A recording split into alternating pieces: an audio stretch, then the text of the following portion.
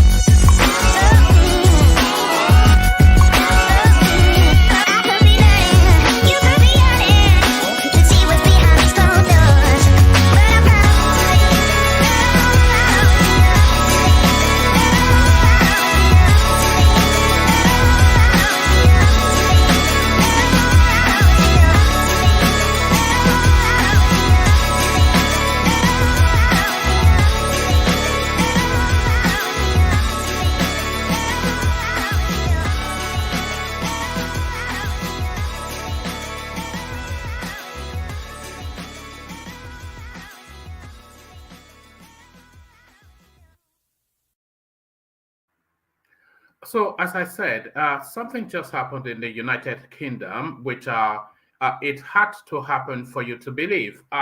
If it hadn't happened, you would not have believed it, of course, because it is not something that you would expect. It is not something that seemed to be in the trajectory of the country. The country has just experienced what you can only describe as an Obama moment. An Obama moment in the United Kingdom. A British Asian of Punjabi origin, I believe, born in Southampton, has just been, he's not been elected. We could say he's been chosen. He's been chosen, appointed as the British Prime Minister. So this is just what's happened. Watch this. Incoming British Prime Minister Rishi Sunak spoke moments ago about the task he faces as he's set to become the UK's third Prime Minister in just 7 weeks. Sunak, the country's former finance minister, will be the first Prime Minister of colour in British history and the youngest in more than a century. And he'll take the helm at a time of political and economic chaos. NBC's Molly Hunter is now with us from London. So, Molly, what's next for Rishi Sunak? A very, very big job, Lindsay. Look, I just want to play some sound for you actually right away. We just heard from new incoming Prime Minister Rishi Sunak just moments ago. He delivered a very short statement on camera. I think we've got that sound for you. I just want to share it with our audience, and I'll talk to you on the back end. I am humbled and honoured to have the support of my parliamentary colleagues and to be elected as leader of the Conservative and Unionist Party. It is the greatest privilege of my life to be able to serve the party I love and give back to the country I owe so much to.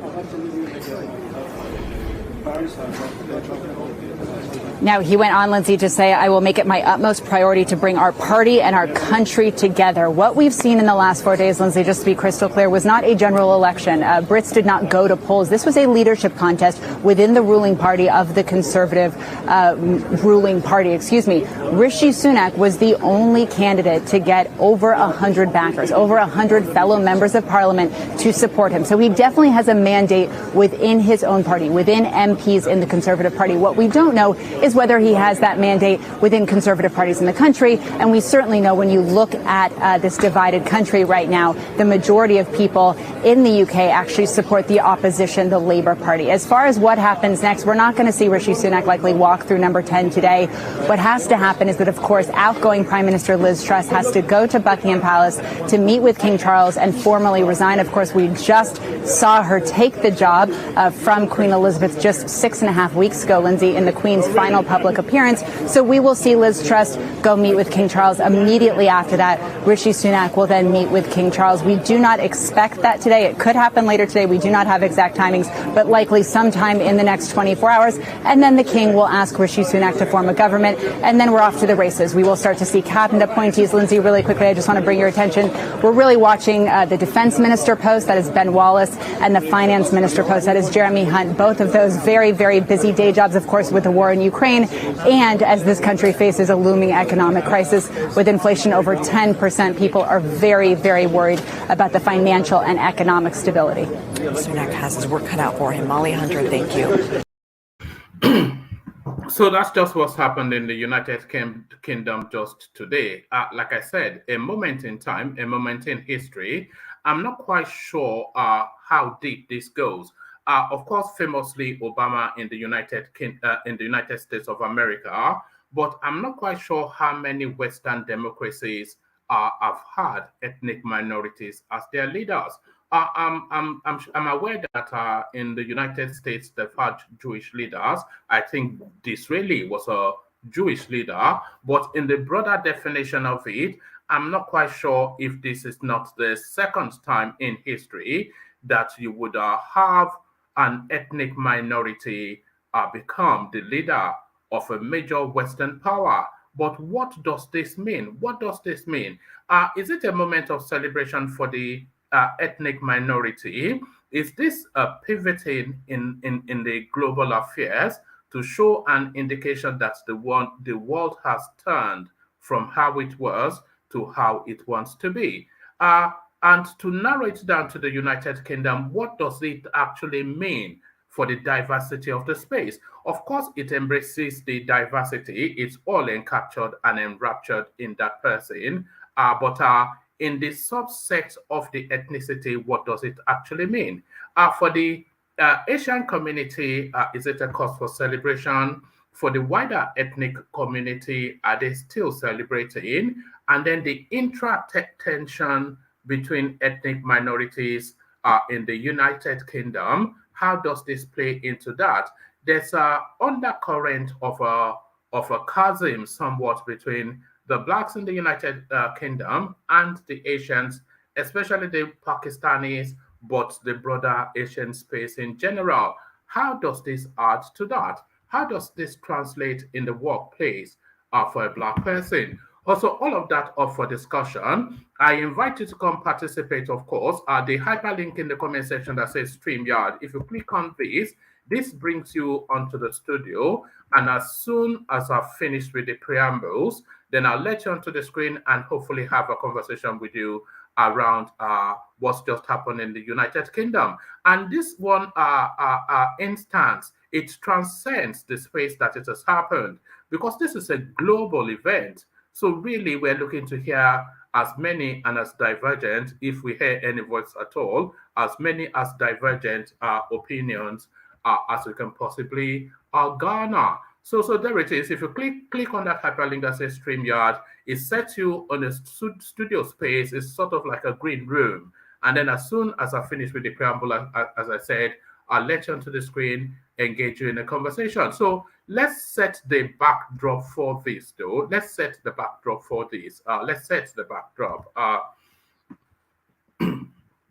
Rishi Sunak declared winner of Tory leadership contest after Mordaunt withdraws. So apologies if I mispronounce that name. Mordaunt. Is it Mordaunt? How do you pronounce that? Mordaunt. Rishi Sunak, though I suspect I may well have pronounced that correctly. Rishi Sunak has been declared the new leader of the let's take that again. Rishi Sunak has been declared the new leader of the Conservative Party after candidate Penny Mordaunt pulled out of the race at the last moment. Mr. Sunak will be the United Kingdom's new Prime Minister just over a month after being defeated by Liz Truss in a leadership contest to replace the ousted Prime Minister Boris Johnson. Ms. Truss subsequently orchestrated her own fall from grace in a record 45 days. Her mini budget causing a huge negative impact on the financial markets, followed by chaotic scenes in the parliament. Candidates hoping to replace her needed the support of at least 100 Conservative MPs. If more than one candidate reached that threshold, then, following an indicative vote by MPs to select their favorite, they were to be put before the Tory party membership for a vote to determine the winner, which was to be declared on Friday. Mr. Sunak was certain to be on the ballot by Monday morning, as he already had over 150 backers. On Sunday, Boris Johnson announced he would not be putting his name forward for the ballot after he received public backing from a number of MPs, including Nadeem Zahawi, who served as a chancellor to Boris Johnson during his premiership. He also wrote a letter calling for his resignation. Johnson had about 60 public backers, but insisted he had the necessary 100 nominations, a claim doubted by many commentators. You can read his full statement regarding his announcement here. So let me stop that there, because that's almost tilted the way I was reading it. So let me pause that there. So the upshot of it, 202 was the last count of the amount of MPs, Conservative MPs, that backed Rishi Sunak to be the now new British Prime Minister.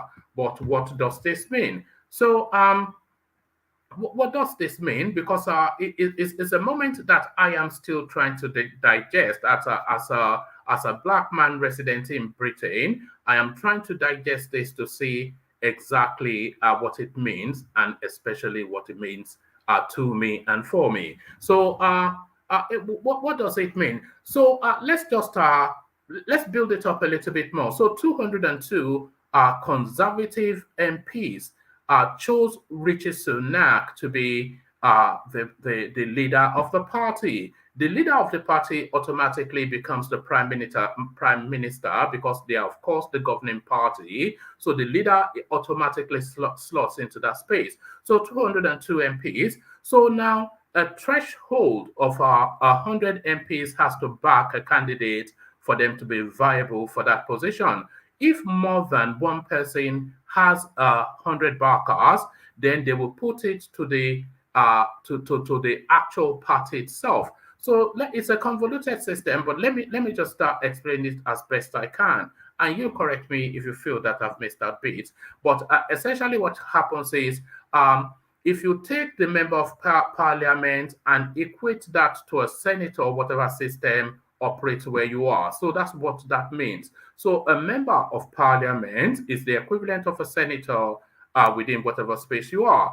So now each party, of course, have their own complement of members of parliament. So the Conservative Party, of course, they have their parliamentarians, which are MPs. I'm trying to be very careful so that I get the explanation right, and I stand to be corrected if I miss out bits or I get it wrong, but I don't think I am getting it wrong. So the Conservative Party, they have their complement of MPs. And within those complement of MPs, a leader is selected. And then if more than 100 of those MPs, those Conservative MPs, back two or more candidates, then those two or more candidates would then be put to the wider party. Let's use an American example, because everybody seems somewhat have a loose, at least, understanding of the American system. So let's say the Democrats, for instance, and the Republicans. So you have the Republican Party, and then you have the Republican senators. So now we transmute this British situation to that American example. So you have Republican Party, and then you have Republican senators. So now there's a vacancy in the presidency, and the vacancy can be filled if 100 or more senators of the Republican Party, they back a member of that party to become the leader of that party. So that person automatically becomes the president. If he's backed unchallenged, he automatically becomes the president. So if more than one candidate has 100 people backing them, then it goes outside of the senators and it goes to the party itself, to the Republican Party. So members of the Republican Party would then choose out of those two. So this is the system. I hope that's simple enough to be understood. But in this instance, Rishi Sunak, he met and exceeded the 100 MP threshold. In fact, got 202. And then the person that was challenging him, let me just double check her name. She's not well known, so really it's not a name that instantly commits to memory. But let's just see. What's her name again? Oh goodness me, where is she? Hold on. Bear with me. It's not as though we'll be referencing her that much, but let's reference her. Penny Mordaunt. So the closest person to rival him is Penny Mordaunt, and she at the last minute stepped down. So Rishi Sunak essentially becomes the Prime Minister of the United Kingdom unopposed. And what's brought about this? It is the will of 202 MPs. So to question that if that is democracy, so we set that aside, is that democracy by your understanding that 200 people will decide the fate and will of well over approximately 70 million people thereabout? So there's that to reflect on. So we leave that rhetorical, but that's what's happened. Let's meet the guy. So I'm taking this off Wikipedia. So make of that what you will. It's just really, this is something that's just happened now. So I've not really had the time to be a bit expansive in my research. But let's take it from Wikipedia, which is somewhat of a loose but in instances accurate reflection of a situation. Rishi Sunak, born the 12th of May 1980, is a British politician who has served as leader of the Conservative Party since the 24th of October 2022. It looks as though this has now just today been updated because, of course, he only became the leader today. Rishi Sunak, born the 12th of May, and by the way, he's the youngest prime minister, not in history, but for at least a century. So it's the youngest prime minister for a good while that the country has yet had. Rishi Sunak, born the 12th of May 1980, is a British politician who has served as leader of the Conservative Party since the 24th of October 2022. He previously served as the Chancellor of the Exchequer from 2022-2022 and Chief Secretary to the Treasury from 2019 to 2020. He has been the Member of Parliament for Richmond, York since 2015. Sunak was born in Southampton to parents of Punjabi, so he is Punjabi. Sunak was born in Southampton to parents of Punjabi Indian descent who migrated to Britain from East Africa, so he's actually a Ugandan as well. So there it is, it gets even more intriguing. Sunak was born in Southampton to parents of Punjabi Indian descent who migrated to Britain from East Africa in the 1960s. He was educated at Winchester College, and I think that's one of the, yes, that's Oxford, Cambridge sort of, so that's usually where the prime ministers come from in this country. It's usually a good complement of the prime ministers. I think John Major being one of the exceptions, who did not even have university education, but a good complement of the prime ministers we have had in this country have been Oxbridge. He was educated at Winchester College, read philosophy, politics, and economics at Lincoln College, Oxford, and gained an MBA from Stanford University in California as a Fulbright scholar. So whatever that means. While studying at Stanford, he met his future wife, Ashata Murthy, the daughter of N.R. Narayana Murthy, the Indian billionaire businessman who founded Infosys. Sunak and Murthy are the 222nd richest people in Britain, with a combined fortune of seven. Oh wow! So I wonder what the source of his wealth is at the age of 44. I wonder if it is inherited money. Sunak and Murthy are the 222nd richest people in Britain, with a combined fortune of £730 million as of 2022. After graduating, Sunak worked at Goldman Sachs and later as a partner at the hedge fund firm, the Children's Investment Fund Management and Telemi Partners. Sunak was elected to the House of Commons for Richmond in North Yorkshire at the 2015 general elections, succeeding William Hague. So William Hague, of course, erstwhile a prime minister, he talks in a very funny voice, William Hague, but there it is. So this guy clearly has a rich, and I'm not talking in monetary terms, a rich and somewhat diverse history.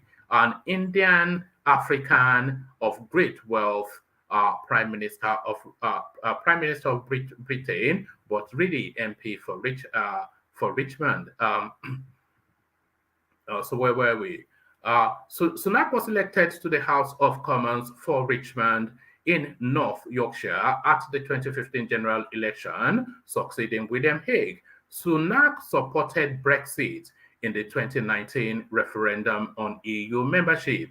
He was appointed to Theresa May's second government as Parliamentary Undersecretary of State for Local Government, and in the 2018 reshuffle, he was voted 3 times in favor. He voted 3 times in favor of May's Brexit withdrawal agreement.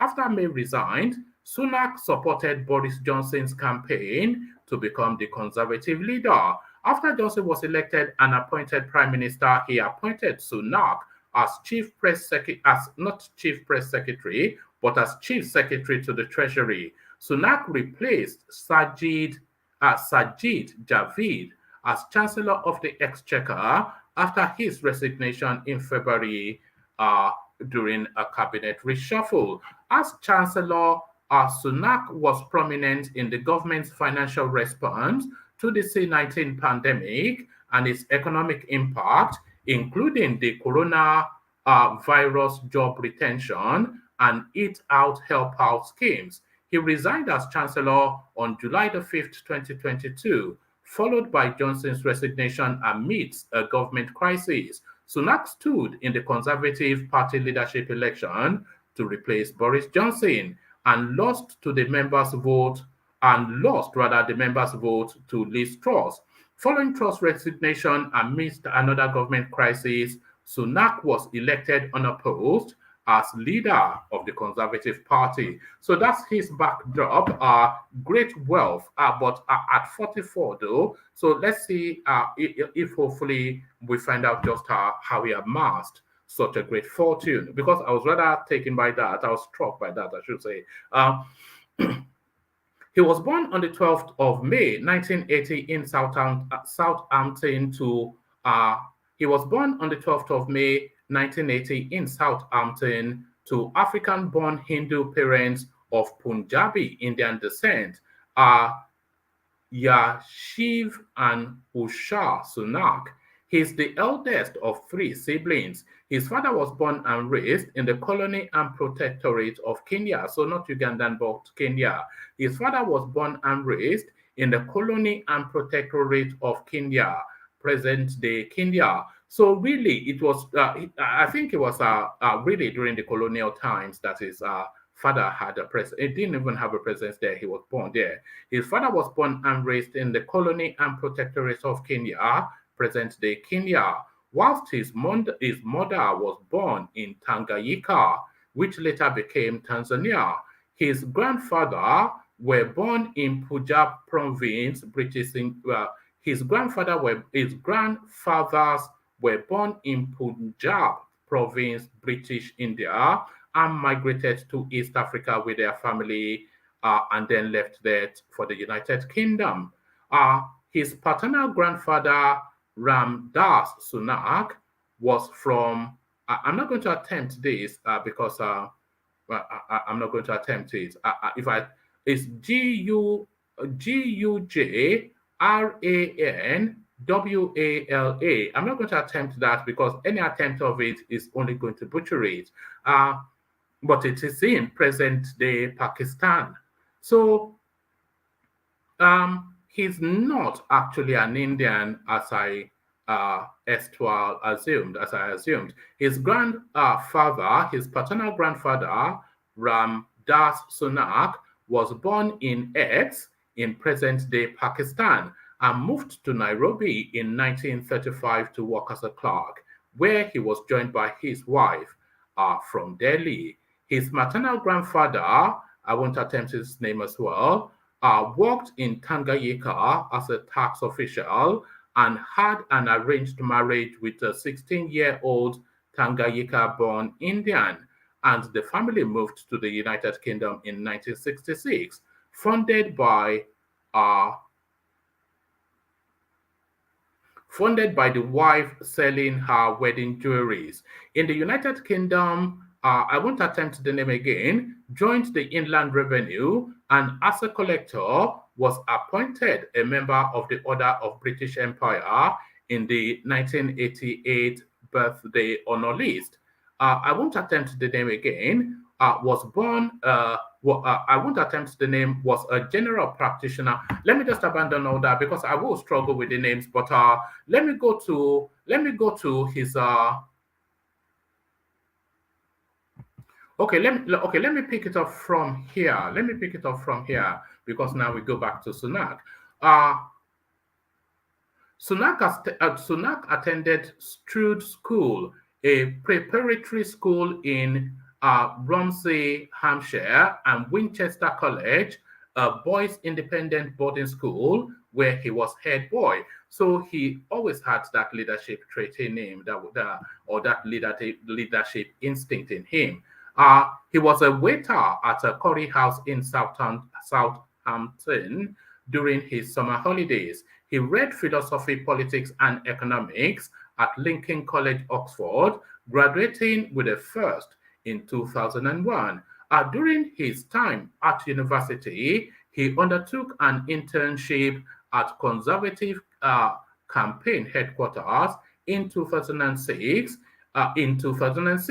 He gained an MBA from Stanford, where he was a Fulbright scholar. So let's actually find out what, because they are laboring that, so that might well be somewhat of an achievement. The Fulbright program, including Fulbright Hayes program, is one of several United States cultural exchange programs with the goal to improve intercultural relations. So it's one of those. All right, so let's go to business. Sunak worked as an analyst for the investment bank Goldman Sachs between 2001 and 2004. He then worked for hedge fund management firm, the Children's Investment Fund Management, becoming a partner in September 2006. He left in November 2009 to join former colleagues in California at a new hedge. Also, that would explain the wealth. I think that somewhat explains the wealth. Sunak worked as an analyst for the investment bank Goldman Sachs between 2001 and 2004. He then worked for the hedge fund management firm, the Children's Investment Fund Management, becoming a partner in September 2006. He left in November 2009 to join former colleagues in California at a new hedge fund firm, Telima Partners, which launched in October 2010 with $700 million under management. At both hedge funds, his boss was Patrick Dogos. Patrick Dogos. His name is highlighted, so let's see if he actually has. Patrick Dogos is a French hedge fund manager and the founder and chief executive officer CEO of Telima Partners. So there he is, probably somebody of some prominence. He was also a director of the investment firm Catamaran Ventures, owned by his father-in-law, the Indian businessman Narayana Murthy, between 2013 and 2015. So that explains his somewhat the source of his wealth. Somewhat the source of his wealth. I'm not quite sure if that accounts for 700. I know I'm laboring it, but it is actually worth laboring. I'm not aware that accounts for a 730 million pound fortune. It may well do. I don't know the financial services. I don't know the financial services as well as I should. Sunak was selected as the Conservative candidate for Richmond, York in October 2014, defeating Wendy Morton. The seat was previously held by William Hague, a former leader of the party, foreign secretary, and first secretary of the state. The seat is one of the safest. So this is let me read that paragraph, and then you see that somewhat this guy seems to have been getting a pass all the way through his political career. So let me read this paragraph, because as I happened on this next sentence, then it tells me that he may well have gotten a pass all the way through. All the way through his political career. Sunak was selected as the Conservative candidate for Richmond, York in October 2014, defeating Wendy Morton. The seat was previously held by William Hague, a former leader of the party, foreign secretary, and first secretary of state. The seat is one of the safest Conservative seats in the United Kingdom and has been held by the party for over 100 years. So it's like I don't know, like excuse me if you're American, but let me use that analogy because I'm not on the backdrop that I'm not completely up to speed with your politics. But let's say, for instance, some deep, and excuse the term, redneck state. Those sort of states, those gun-toting, growling, spitting sort of states. So that those states will always and forever vote for the Republicans, or whatever. Yes, the Republicans, is that the Trump party. So essentially, transmute that and equate that to Richmond, York. Is one of those states. If you present a dog as the Conservative candidate for that space, that dog would win.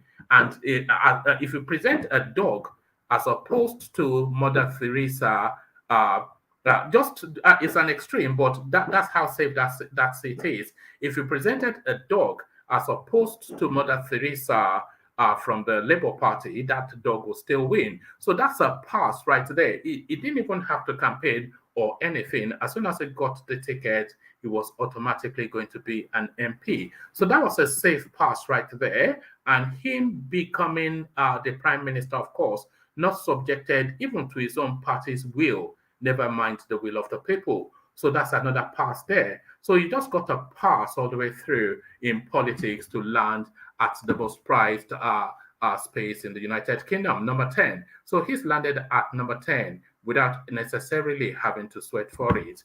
The seat is one of the safest Conservative seats in the United Kingdom and has been held by the party for over 100 years. In the same year, Sunak was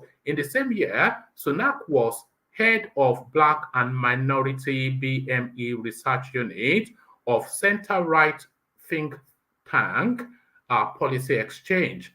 for which he co-wrote a report on BME communities in the United Kingdom. He was elected as MP for the constituency at the 2015 general election with a majority of 19,550. So that's that. So he backed Brexit, etc., etc. So let's not overlabor that, but that's the backdrop somewhat of this person now that is now the Prime Minister of the United Kingdom. So that's the backdrop of the person that is now the Prime Minister of the United Kingdom. But what does this mean? What does this mean for me, especially? Firstly, congratulations to the guy. I'm not here to beef him or whatever it is. This is not a hatchet job, and this is not a racial thing. But really, what does this mean? What does this mean? So I set that question off the backdrop of this now article that I'm about to read you. I'll share the screen for this. This is from The Guardian. This is from The Guardian. So this is from The Guardian. Let me pop this up on the screen so you can see. Maybe possibly read together. The new color of British racism. So this is really where my concern is coming from. There's an undercurrent of tension between all of the divergent ethnic minorities in the United Kingdom, but it is centrally focused around the Blacks and the Asians. Behind the riot lies vicious hostility between the Asian and African Caribbean communities in Birmingham, reports crime correspondent Mark Townsend. Maybe his compassion was exhausted, but the reality suggests that Machiavelli had always disliked Black people. Either way, within hours of arriving from Pakistan, after helping survivors of the Asian earthquake, he was brawling with African Caribbeans on the streets of Birmingham. It felt natural. All his friends agreed with him that these people were the lowest form of humanity. They come to our shops, can't stop stealing something. The N-word can't help it. They have a dirty gene. They are the lowest of the low, hissed Machiavelli. The 26-year-old spat furiously at the pavement and nodded east along Lozelle Road beyond the huddle of Asian-owned shops to where Rastafarians sometimes gathered.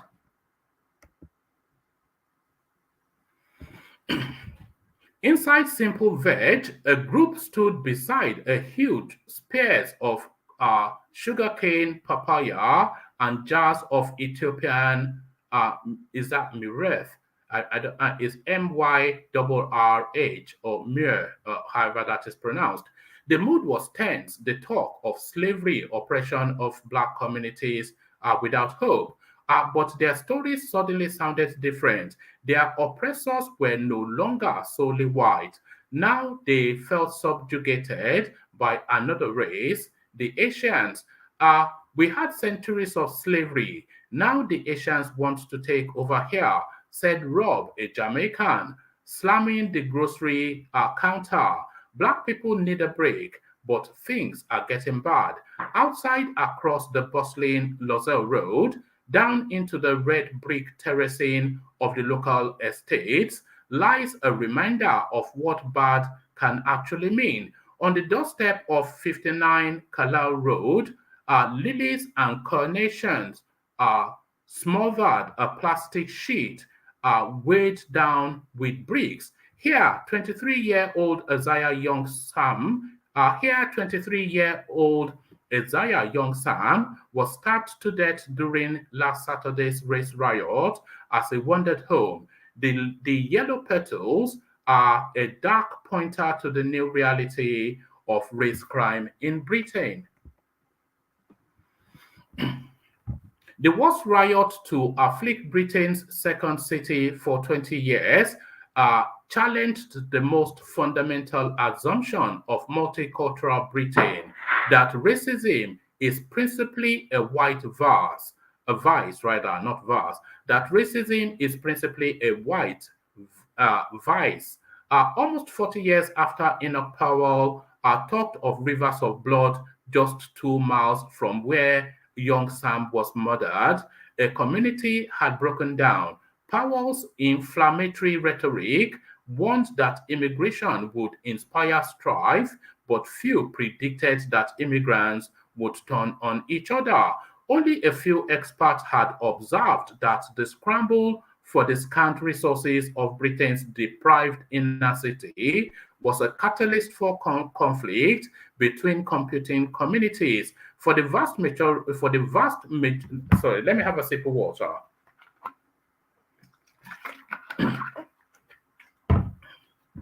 For the vast majority, particularly the government, racism remains a strictly black and white issue.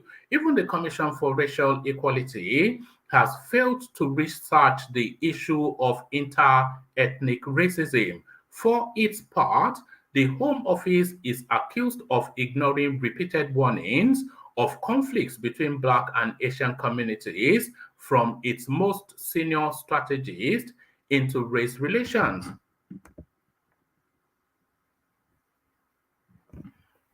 Marianne Fitzgerald, now a criminologist at the University of Kent, identified the fracture lines that led to last weekend's clashes, not just in Birmingham, but throughout Britain. The rioting around Lozelle Road, which left 2 dead in more than 200 separate violent incidents, followed a single, still unsubstantiated rumor that 18 Asian men had ganged, I don't want to use the word, a 14-year-old black girl in a beauty parlor.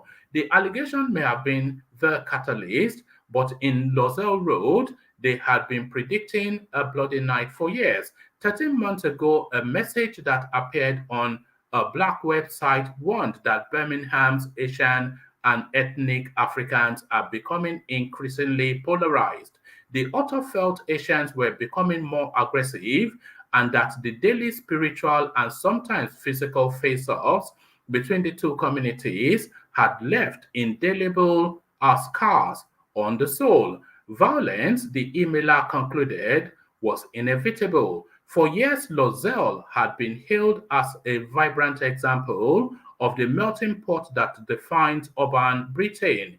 Yet for many who lived in the tight terracing north of Birmingham's bright new center, the area had become a racial tinderbox. So there it is. It goes on and on, but I think we've captured the essence of it. So that is really where the concern is. But aside and outside of that concern, let me remove this from the screen. I'll put the link to the article in the comment section. But aside and outside of that concern, a seminal moment, a moment in time, an Asian man, now the Prime Minister of Britain. What says you, the progressives? Ajanle Koko, good to have you. So let's kick it off with you, the progressives. What are you making of this? You live maybe not in Britain, but in Ireland, at least, so close enough. One man and progressive. Yeah. Please, can you let me go first? I want to go for a meeting, and I will just leave the studio immediately. All right, you go first. Progressive, $20, Ajali Koko, $20. $20. So that's your fine. So what are you making of this, Ajanle Koko? I mean, how are you digesting this news? We had Obama, of course, where you are, but I'm not aware of any Western democracy that has gone this far and this deep. What are you making then? A Punjabi Pakistani, the Prime Minister of Britain. What says you, Ajanle Koko? Yeah, thank you, Mama. Greetings to our listeners around the world. Click on the like button, share, and subscribe if you haven't done so. It's a good thing to happen for Great Britain. It's an historical political situation. The political situation in Britain now is historical, and what happened today is historical as well.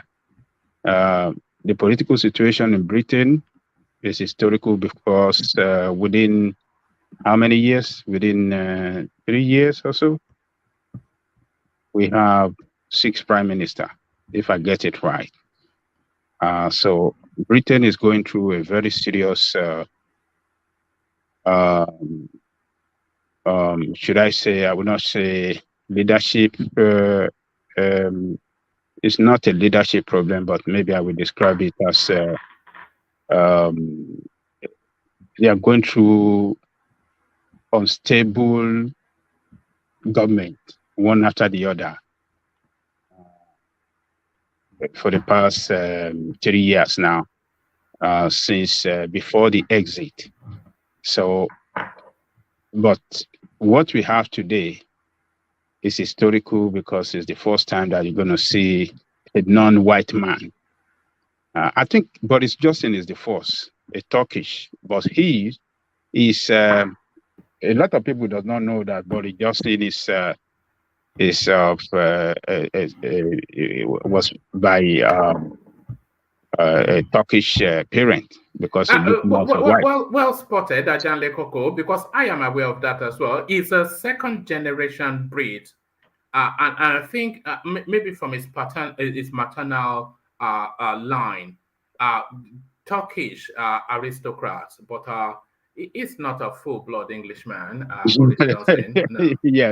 Yes, but a lot of people will not know. I mean, doesn't know. But this Indian guy is more obvious. It's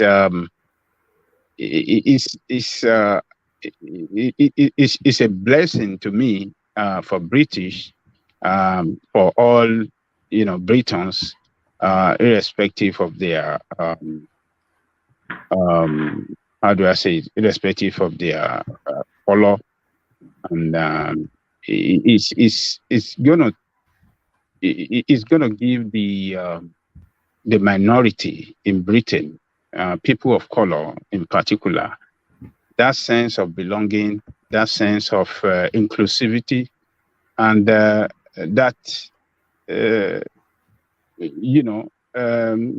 sense of nationhood, that yes, we are in a country where people of color can be prime minister.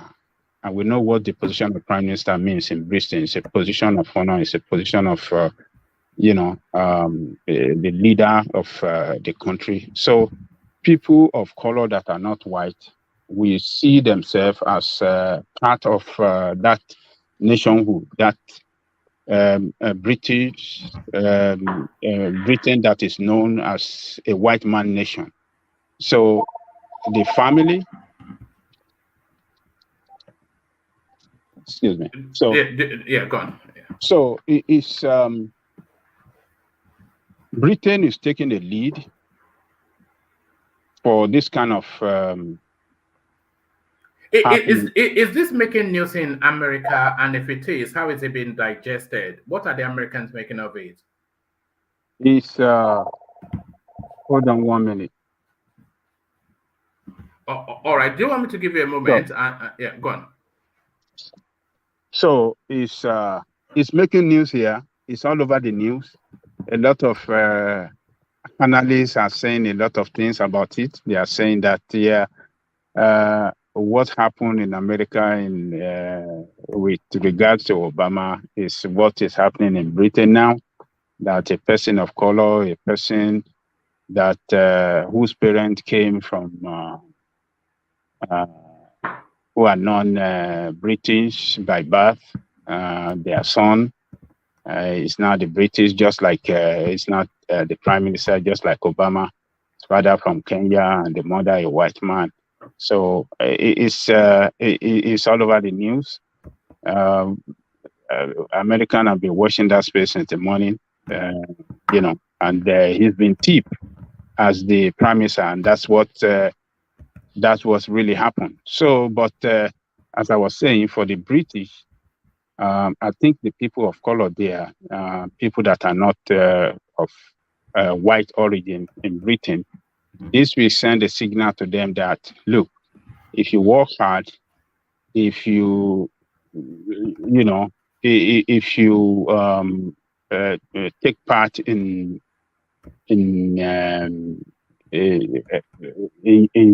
political endeavors in your country, you can rise to any position in your country. That is what it looked to me. So, but if you look at the background of that guy, he's I He's think a posh boy. He's a posh boy. So that's always an advantage, you know. And you know, posh has no color. Posh yeah, is a color on its own. It's a posh boy. yeah, and it's working relationship with America too. You know, when you are reading, places that he has worked before. So I think that working with Golden Sachs. Goldman Sachs, and then Goldman Sachs. he went on to form a hedge fund firm along with his buddies in California. I mean, those people that manages this hedge fund, I think it looked like they are the one that are controlling the world. The world belongs to them. The world belongs to them. I must have missed a step somewhere. I should have been part of that game. Maybe I should, 730 million pounds fortune at age 44. At age 44. So I think Obama came in at the age 44 too. I think 44 is a very good number. So everybody listening around the world, mark that number. I think Obama came in at age 44, if I didn't mistake too. So him is another one repeating that in Britain. So I believe what he has done here could encourage some others in some part of Britain, but I mean part of Europe, particularly France. It's 42, it's not 44. It's 42. Is it 42? We must get our facts right, Let me double check that. But carry on, yeah. So because France is another country that have a lot of citizens from that came from other parts of the world as well, Arab country and West African countries. So maybe France will be the next, but it's a good thing. I can't say that in France somehow. Just to document that he is actually 42. Yeah, he's 42. Okay, yeah. So but to me, I think it's a good thing. It's good for Britain. Britain is a country that we know that it's a country that have people of diversity. It's a country with people of diverse background as well. Diverse. What is it though? He's a Kenyan, just like Obama. That strikes me. He's a Kenyan, just like Obama.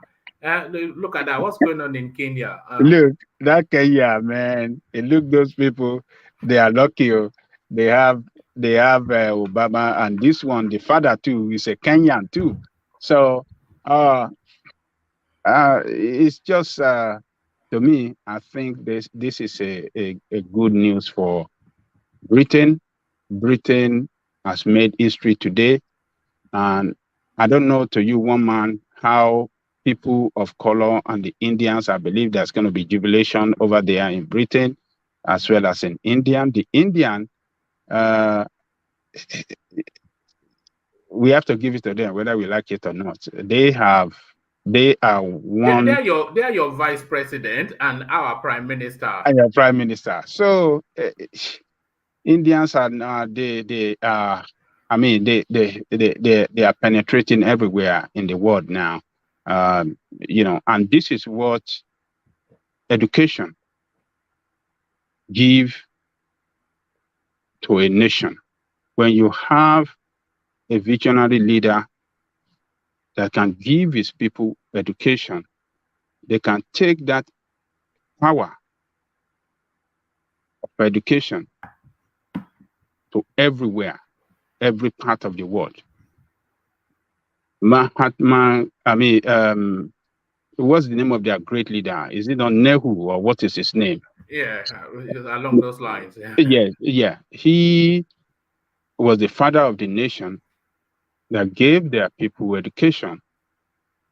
And from there, after him, and to what we are, to where they are today, India does not joke with education. They continue to invest on their people education, and that is what has taken them around the world. There are people who doesn't joke with education, just like Nigerians. In America now, we have three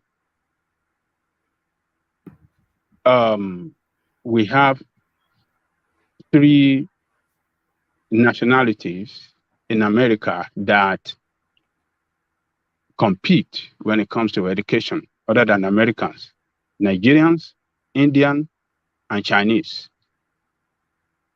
And among those three, Nigerian is the top. Nigerian comes on top those other two countries. Where you see Indian and Nigerian and Chinese in a bank, in a class, you see the Asians, they're scared of Nigeria because they know Nigerians are very tough. The age of the Nigerian is the next phase that the world will enter, because it's already here. The green shoot of it is already all around us globally. But within the next 20, 30 years, the Nigerian phase is where the world will go into. Our next leader, it's going to matter a lot as to how Nigerian move in the global, because we are overdue to be given a positive recognition in the global community. And I think it was supposed to have come during this Buhari time, but Buhari have just messed everything up. He has ruined everything. So we hope that the next leader will now make sure that they begin to realign Nigeria back in that direction. Because, like Ajali Koko said, there's no look. Even this prime ministerial race that you're talking, there was a Nigerian lady involved as well. Kemi something. Kemi Badenoch. She was involved as well. If you go to the United States now, one of the Treasury junior secretary there that is in charge of the United States economy, the guy is a Nigerian guy as well. So we have people in higher places in these Western big giant economies who are running these nations, right? So, but how come we back home we cannot even find ourselves a good leader to run our own country properly? It's something have to give this time. Something must give. Yes, something must give. But going back to this guy, Ajanle Koko, he's unapologetically Asian, both in his history and curiously and more notedly in his partner as well. His partner, his wife, is an Asian lady too. And I'm only bringing that up only to emphasize that, or rather to highlight that in these sort of instances, the ethnic minority is somewhat watered down by a white partner, which is the acceptability, which is usually his key to unlock into whatever space he wants to enter. But he has come in full Indian guy, Indian wife, and here he is. Yeah, Indian wife, Indian man, Indian wife is equal to Indian. So it's there's no way to call it than to say, yes, we have a person of Indian origin, the Prime Minister of Britain. To me, I think it's very good for Britain. Britain is a diverse, is a country with different nationalities in it. It's a country that colonized several countries in the world, and we have citizens from those countries living in Britain. And as such, if for the first time the British people can say, yes, one of these people that we have colonized or their descendants that live with us, that are citizens with us, we don't want to go by the color of sin. We just want to go for the best, and and they went for this guy. Does Yeah. it take away from him somewhat that his stewardship was not subjected to the will of the people, not even subjected to the will of his party, only determined by 202 people, and here he is, Prime Minister? Does that take away from it somewhat, or it doesn't matter? Let me ask you. You said it was not subjected to the will of his party. Yes. So, are you saying that his nomination was not backed by the Conservative? No, you're not He by was the not by the Ajaliko, he was wider party. appointed. He is an appointed prime minister. Yes, he is not subjected to the will of even his own party, never mind the wider, greater British public.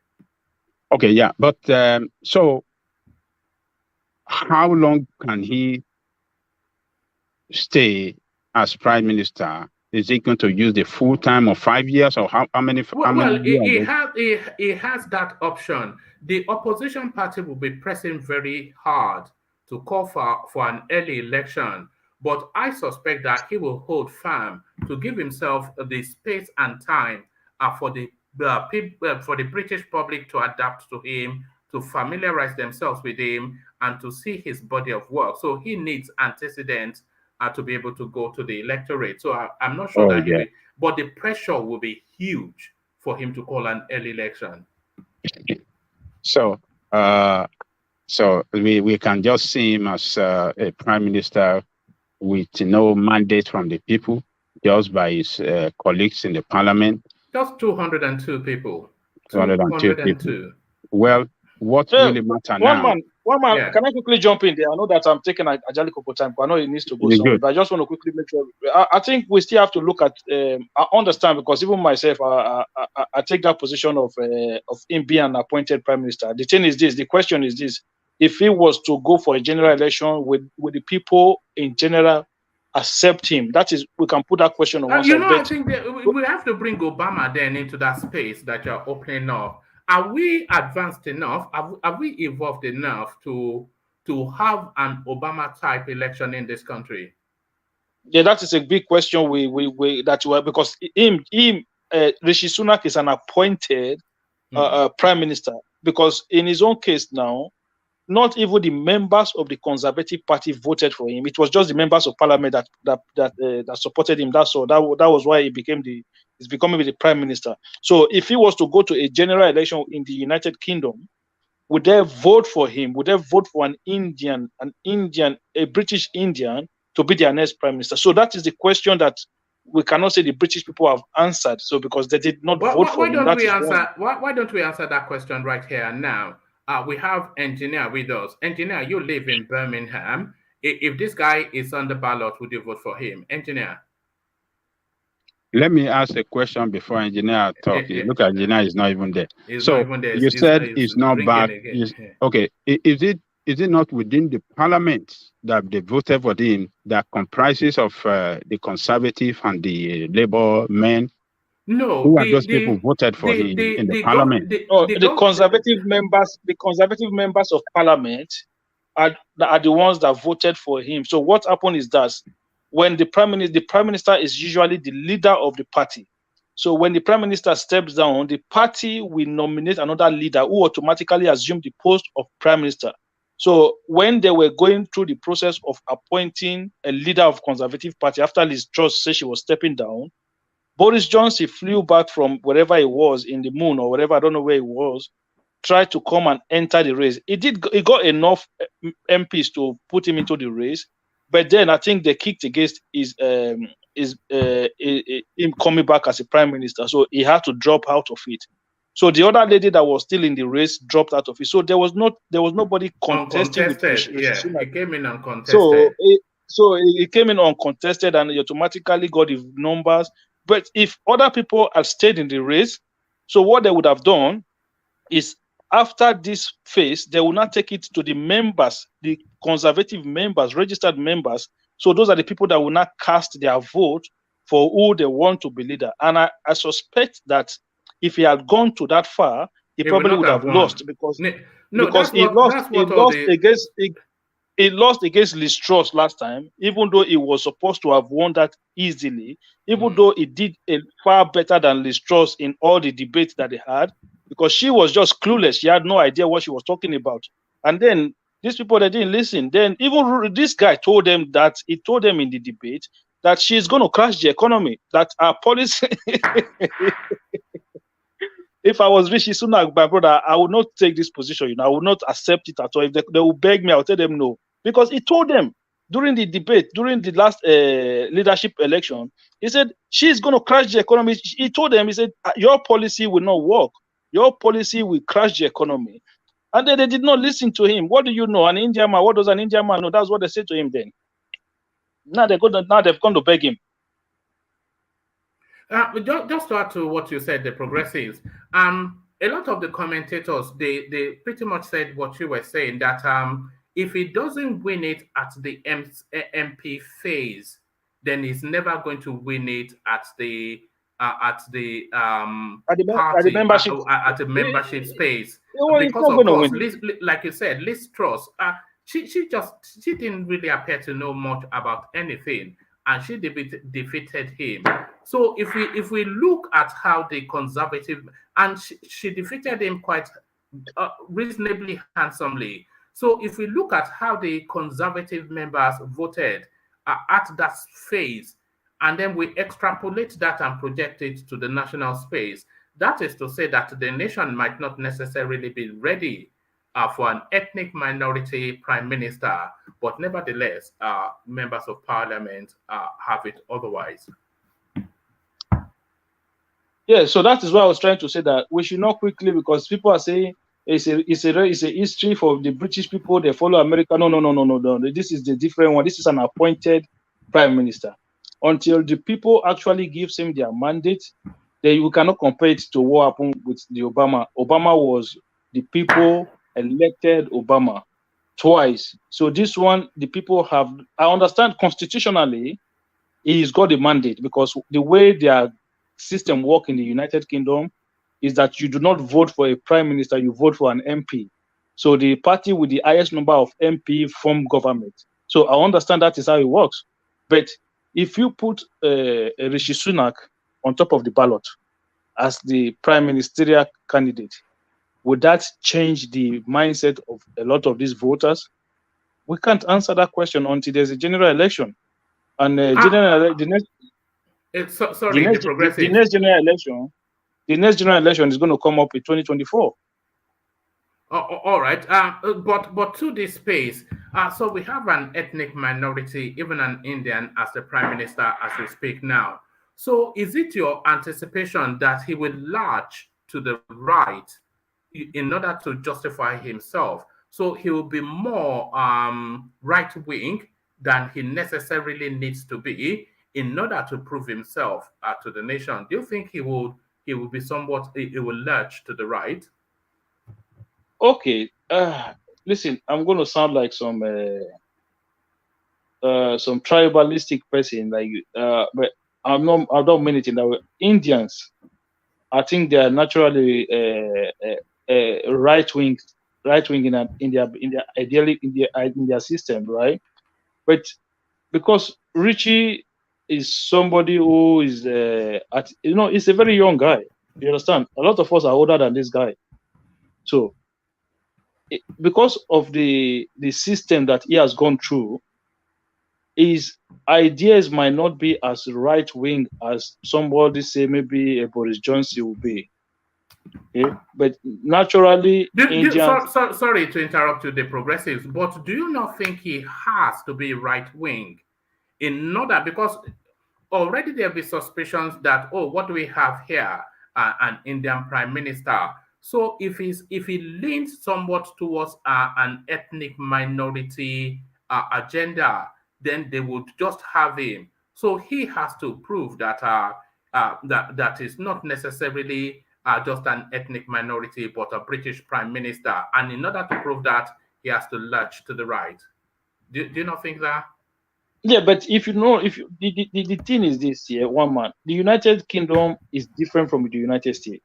The cultural issues when it comes to conservatism in the UK is not as harsh as it is in the United States. You understand now? So issue like abortion, issue like a same-sex marriage, all of those things are almost No, like they're almost like the battleground will be around immigration policies. Remember the exactly. No, Home Secretary that we had, I'm who still was coming. I'm still coming there. yeah. I'm still coming there. So I'm just saying, like, a lot of those cultural issues that you see that are becoming political matters in places like the United States are almost a settled issues here now. Everybody know where they are in those cultural matters. So it is no longer a right or left wing. It is okay. This is where everybody is now. So the only problem is the immigration that the conservative in the United Kingdom have not been able to get out of their head. So whether it will continue with that Rwanda policies that his fellow sister, Priti Patel, introduced when she was a Home Secretary, or whether he will drop that, because that is one of the dumbest policies I've ever seen in my life. So whether he will continue with that or he will drop it, it depends. I don't know, because you have to always watch these people when it comes to their immigration policies.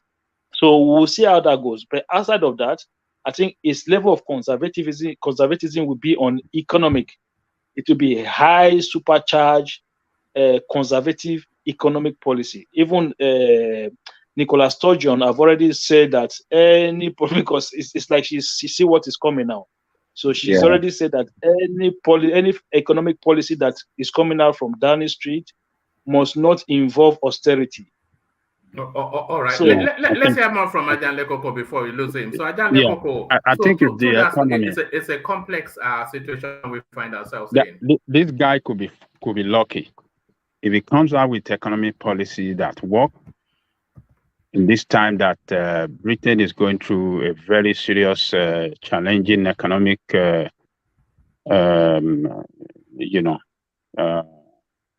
situation, I think that could help him when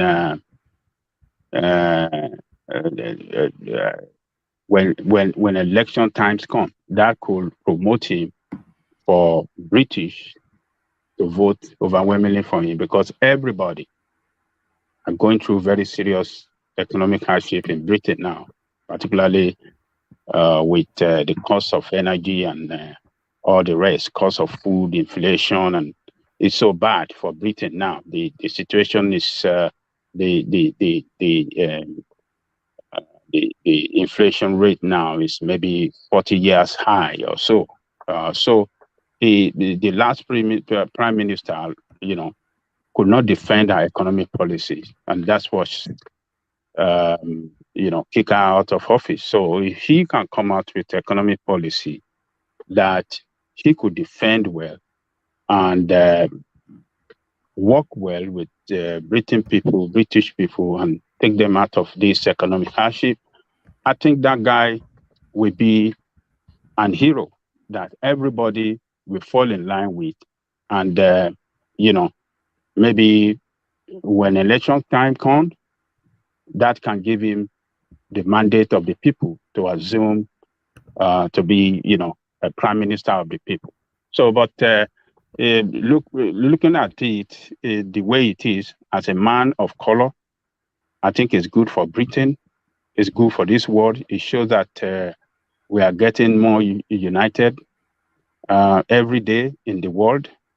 Britain, for that matter, that are seen as the most racist people in the world. Except for Nigeria. Nigeria don't get themselves. So Britain, that is known as the most racist people, the corny people, the corners of the corners white man in the world, now having an Indian as their prime minister. I mean, it's gonna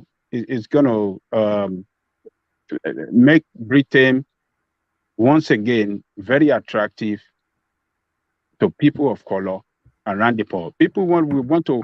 The position of leader in a country matter most. To an average Indian now, they can feel secure in Britain, and the Indians in India, they would like to come and visit Britain. Some might want to. It might woo Indian businessmen now to come and invest in Britain, which may turn around the economy. So it's a good omen for Britain, as far as I'm concerned, and I hope I wish that he can use his experiences in business world with the Golden Sack and with other hedge fund can use it, to package a very good economic policy for Britain, and I hope it will work well for Britain as a nation. So that's my take on that one.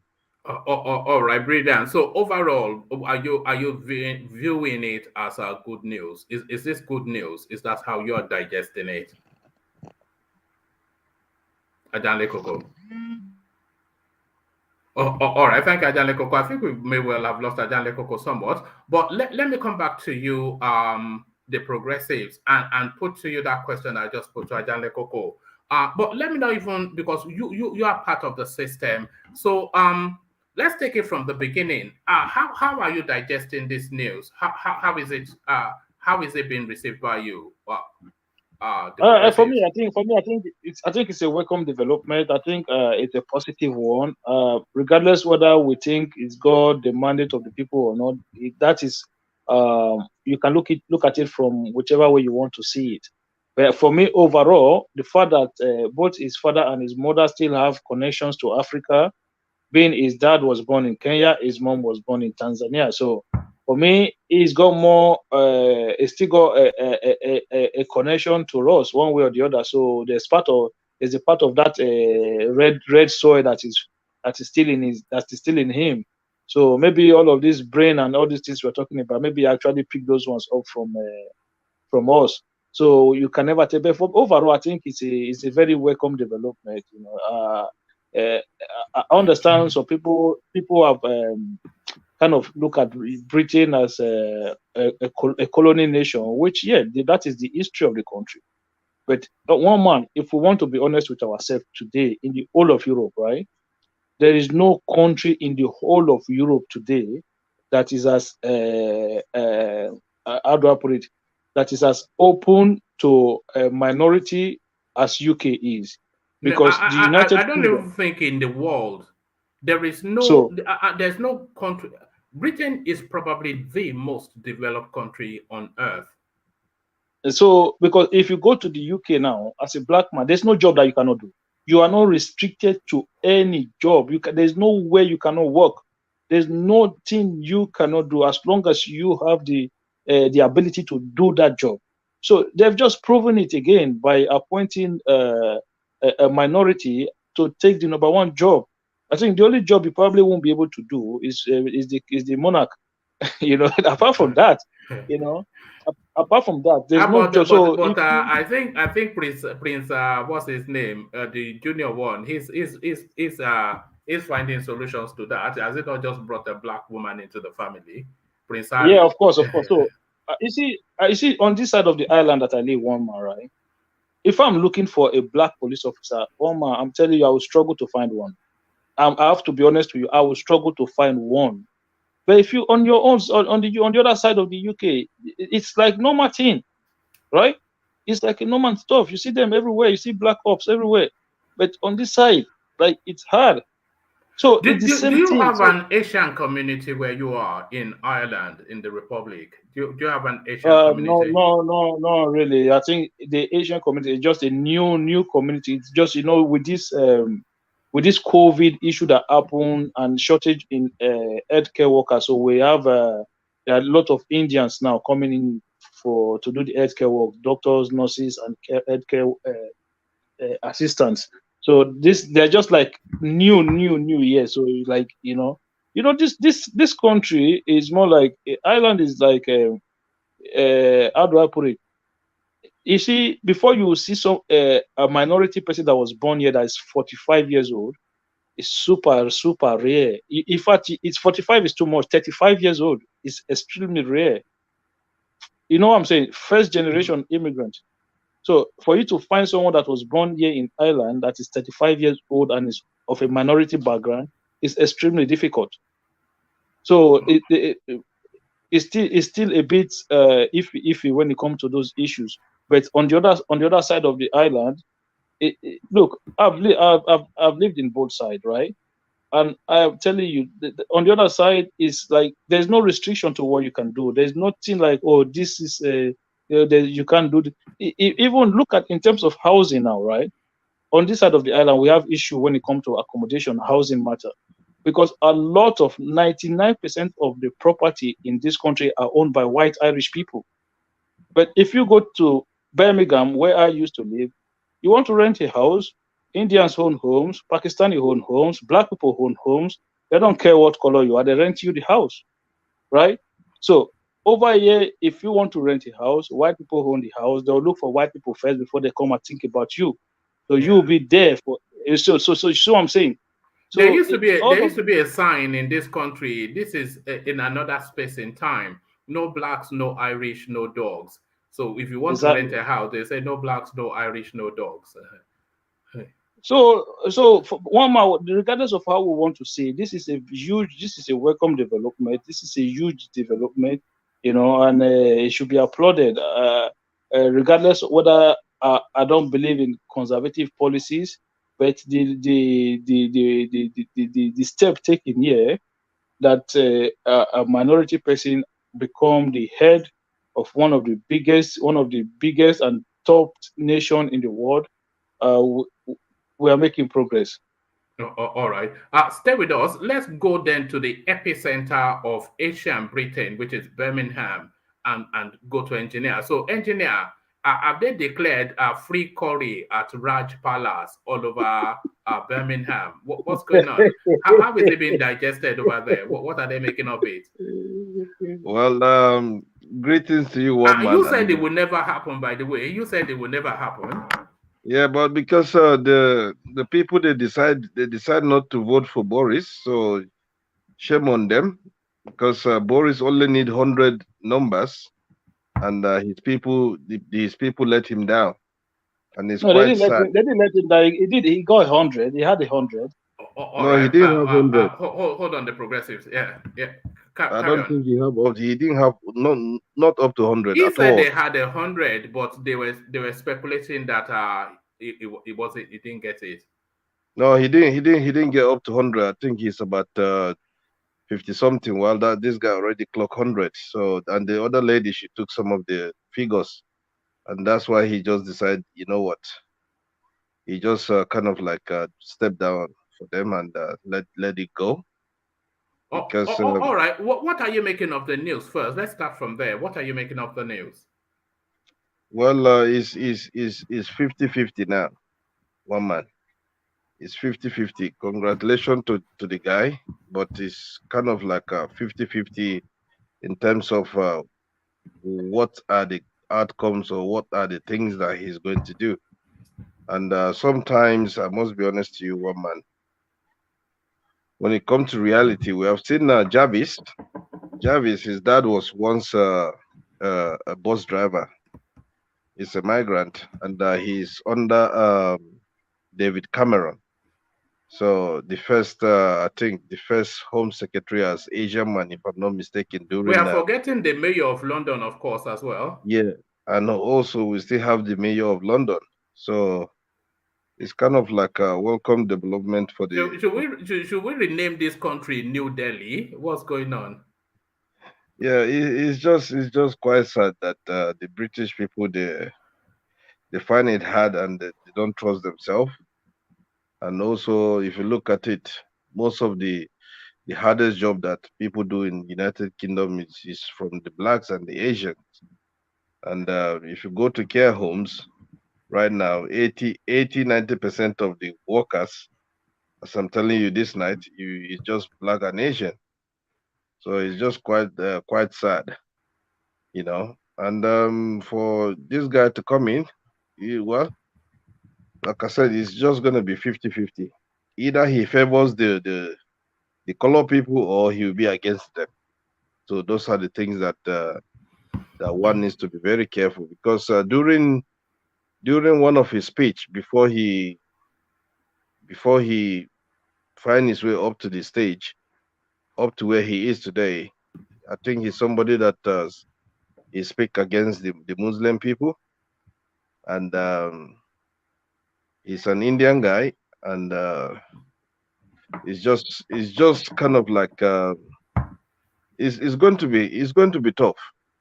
It's going to be tough, one man. It's just 50-50. Engineer, you live in Birmingham, which has the highest concentration of Asians in the UK. What's the relationship like between the blacks and the Asians, and how does this development play into that? All right. In terms of the Asians, we have the Muslim Asians and we have the Indians. The black people, they have that kind of connection towards the Asian. In terms of the Muslim Asian, they connect to black very, very well. But when it comes to the Indian one, it's a bit kind of very tough.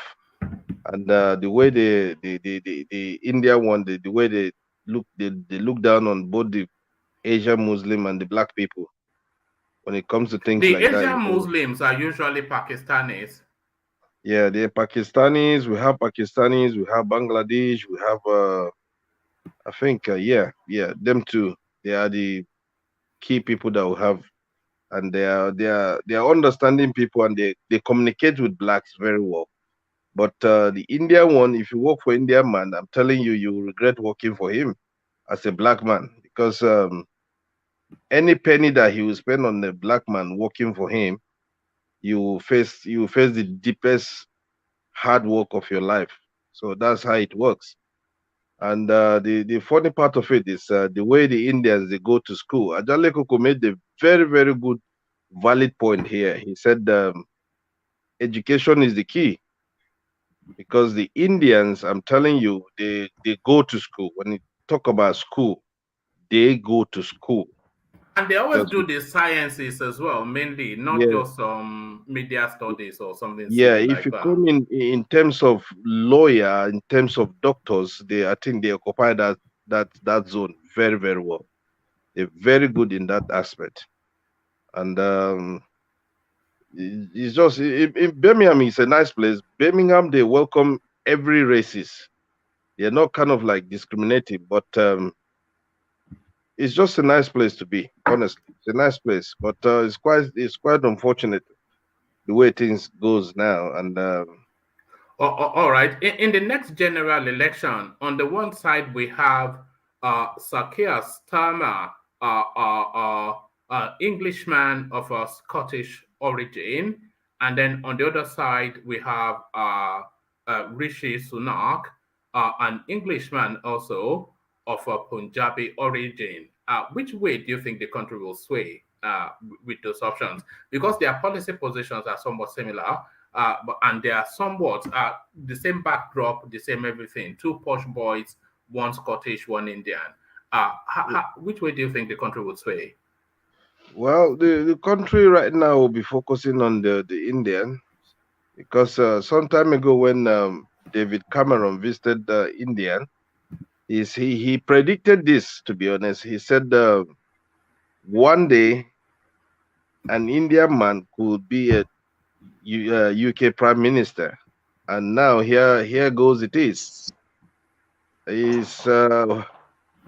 Is gonna favor, but something you need to understand here again is them is he could be an Indian man, but deep inside him, the brain I'm telling you will be pure British man, because at the time he will end up not even looking at his Asian people. That's how it is. Because if he dare start making all those kind of move for Asian people, they will look at it as, they won't even give him that chance. I'm not sure that I agree with you, engineer, only because there's not been enough of a generational departure from his origin for him to be full British, as you're saying. He may well sound it, but instinctually easy, because his parents are migrants, which makes him a first generation Asian breed. So at home is Asian, but as soon as he steps outside, I mean, growing up, I'm not talking about his domestic home now as an adult, but growing up within his home circumstances, I imagine that they are Asian. speaking in their language, eating their own food, as you'd naturally expect them to do. But when he steps out of the house, then he becomes an Englishman. So it's a first generation. I always feel that for you to be fully imbued and imbibed within the culture that you've found yourself in, let's say Western culture, you have to be at least 2-3 generations deep. But he's just a first generation breed. So how British is he really is the question. Yeah, one man. To be honest, if you look at it, I give you example with Priti Patel.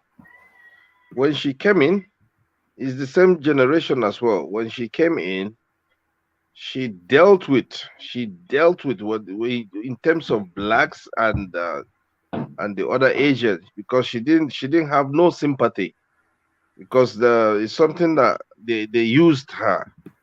They used that to hammer. Yeah, but that's the thing, though. But that's where. So sorry to keep interrupting you, but that Priti Patel is the perfect example, because she's typically that sort of space. First generation breed, Asian breed, looking to prove their Britishness and ready to straddle the backs of other ethnic minorities in order to prove themselves as British to the nation. So it's essentially that thing where they use the Asians to go after other ethnic minorities. And I think Boris Johnson did that a lot. Yeah, he did that a lot. And if you think about some time ago, the other girl that the Asian girl that flew 2015 that joined the ISIS, the first person who revoked her British passport is I think the mayor of London. Or I think either no, him that or was Priti Patel as well. I think it was an Asian person. Yeah. Imagine the people are using against their own people. You know what I mean? It's divide and conquer still, isn't it? Yeah, divide and conquer. Because if the British people do it themselves, they will end up saying they are discriminating and they're racist, and all those kind of things will play out. So the best solution is to use their own people to savage their own blood, and they will end up saying, okay, it's not coming from us, it's your own people that they're in that position to take everything in their hands. So it's just kind of like it could be good, it could be wrong. It's just 50-50 the way things will go on now. I must say it. And you were reading news earlier on regarding is it a temple in Los Angeles or somewhere? Yes, it's just there's this underbelly of tension between the Black and Asian community in this country. I'm sure you're aware of that. And because when they made the announcement when they made the announcement that this guy's the new prime minister, my immediate thoughts were to that space, that undercurrent of tension between the Blacks and the Asians, and if the Asian community will feel advantaged by this particular development. And then I cited that example of that article in The Guardian as just an example of what I was thinking. Yeah, well, after all, yesterday was their Diwali, and you didn't even congratulate the prime minister for their Christmas. Is it going to declare that a national holiday now, Diwali? Where are we headed in this country? Yeah, they are celebrating kind of like their Christmas celebration as well. So, and along the line, and they got a new prime minister who is from India. So it's just kind of like a big throw party for them. I must say that, because it's quite something that the guy has been fighting for, and finally he got it. Well, and also something that we need to know here is the way things will definitely play parts in this new prime minister is something that one has to be very careful, and hopefully it's gonna favor the colored people. Otherwise, I'm telling you, it's not something that will end up becoming good. So those are the things that one has to be very, Are you struck by his age? Only 42. Are you struck by his age? That level of responsibility. He's younger than the French prime minister, who everybody calls a boy, and the Canadian one who is going on in age a little bit. Let's say how. So are you Well, struck by his age? There's one prime minister, I think one of the countries that she's very young, the one that they're trying to impeach her. I forgot what country is it, because she went on social media with her friends for a party and she was dancing, and the country were not impressed with the way she's doing things.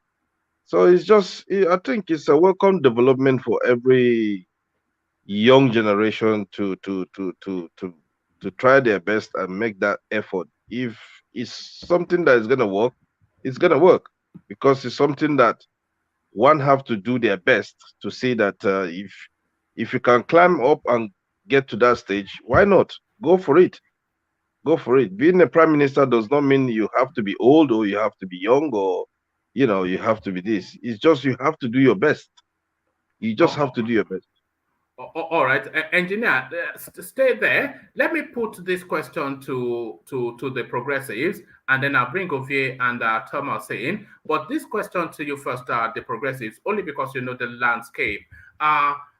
Where do you expect his strengths and weaknesses to be? Where do you anticipate that he'll be strong? Where do you expect his strengths to be? And where do you expect his weaknesses to be? So the anticipation, of course, that as a financier, Goldman Sachs, etc., former chancellor, who did a reasonably decent job by everybody's perception, you are expecting him to be strong with the economy. But where are you expecting his weaknesses to be? Or is it really, as Bill Clinton said famously, it's the economy stupid? If he gets the economy right, do you forgive all other failings? And where are you anticipating that he might falter somewhat at the progressives? Yeah, I think if you, in general, I think everything is going to be summed up in one area, which is the economy. Because right now, if you poll British people now, British citizens now, I think one of the biggest challenges they face right now is the economic issue. So I think it needs to focus on that. But the problem is right. The problem I think he's going to have is that it is not just a British problem. It is a global issue that is now being made worse in the UK due to them leaving the European Union. So even before this inflation and economic problem and this Russia war started, Britain were already feeling it bad, even worse than other European countries were feeling it. So this is an economy that was tied to the freedom of movement of goods and services in the EU. The economic has been tied to that process for over how many 20 something years. Just all of a sudden you untied the economy. So it's more like the manufacturing base of that economy is going to be severely damaged. The transportation sector will be severely damaged. And other factors, other sectors of the economy that is linked with trade with the European Union is going to be suffering. So on top of that, now you're adding the global challenges that we are facing right now on top of that. So that is why you see that they are struggling more than other. Do you think that is exactly why they've brought him in? They're seeing him as some sort of financial whiz kid. Do you think they brought him in especially for the economy? I don't think they brought him for any reason. I just think for me, I just think he is there because the process plays itself out that way, Like I said to engineer just now, the information was that Boris Johnson he did got the 100, but there were a lot of resistance from members of parliament to say if he was to make it, isn't it? It's too soon. Yes. They said, and it's still undergoing investigation. There is a vote that is coming up soon in the House of Parliament where MPs are going to vote on the same person. So they understand very well that if he was to get on that ballot, he probably will win the nomination and become prime minister again. And then a lot of those MPs have threatened that they will decamp to the Labour Party. They will leave the Conservative Party and move to Labour Party. Because don't forget, a lot of the seats that Conservative won from Labour in the last general election, they are all in dread now. So all those MPs know that they are going to lose their seat. So they will look for whatever excuse to jump to the other side. So those rebellion was what led Boris Johnson to say, okay, you know what, I'm not going to continue with this race anymore. He understands that he doesn't have the backing of the full parliament on his own side. So I think Rishi Sunak, his challenges is just, you know, sometimes he could be lucky with the whole situation, and sometimes he could turn sour. He's got a lot of. Are you expecting him to pad his cabinet with his clansmen, with his people, with people of his color?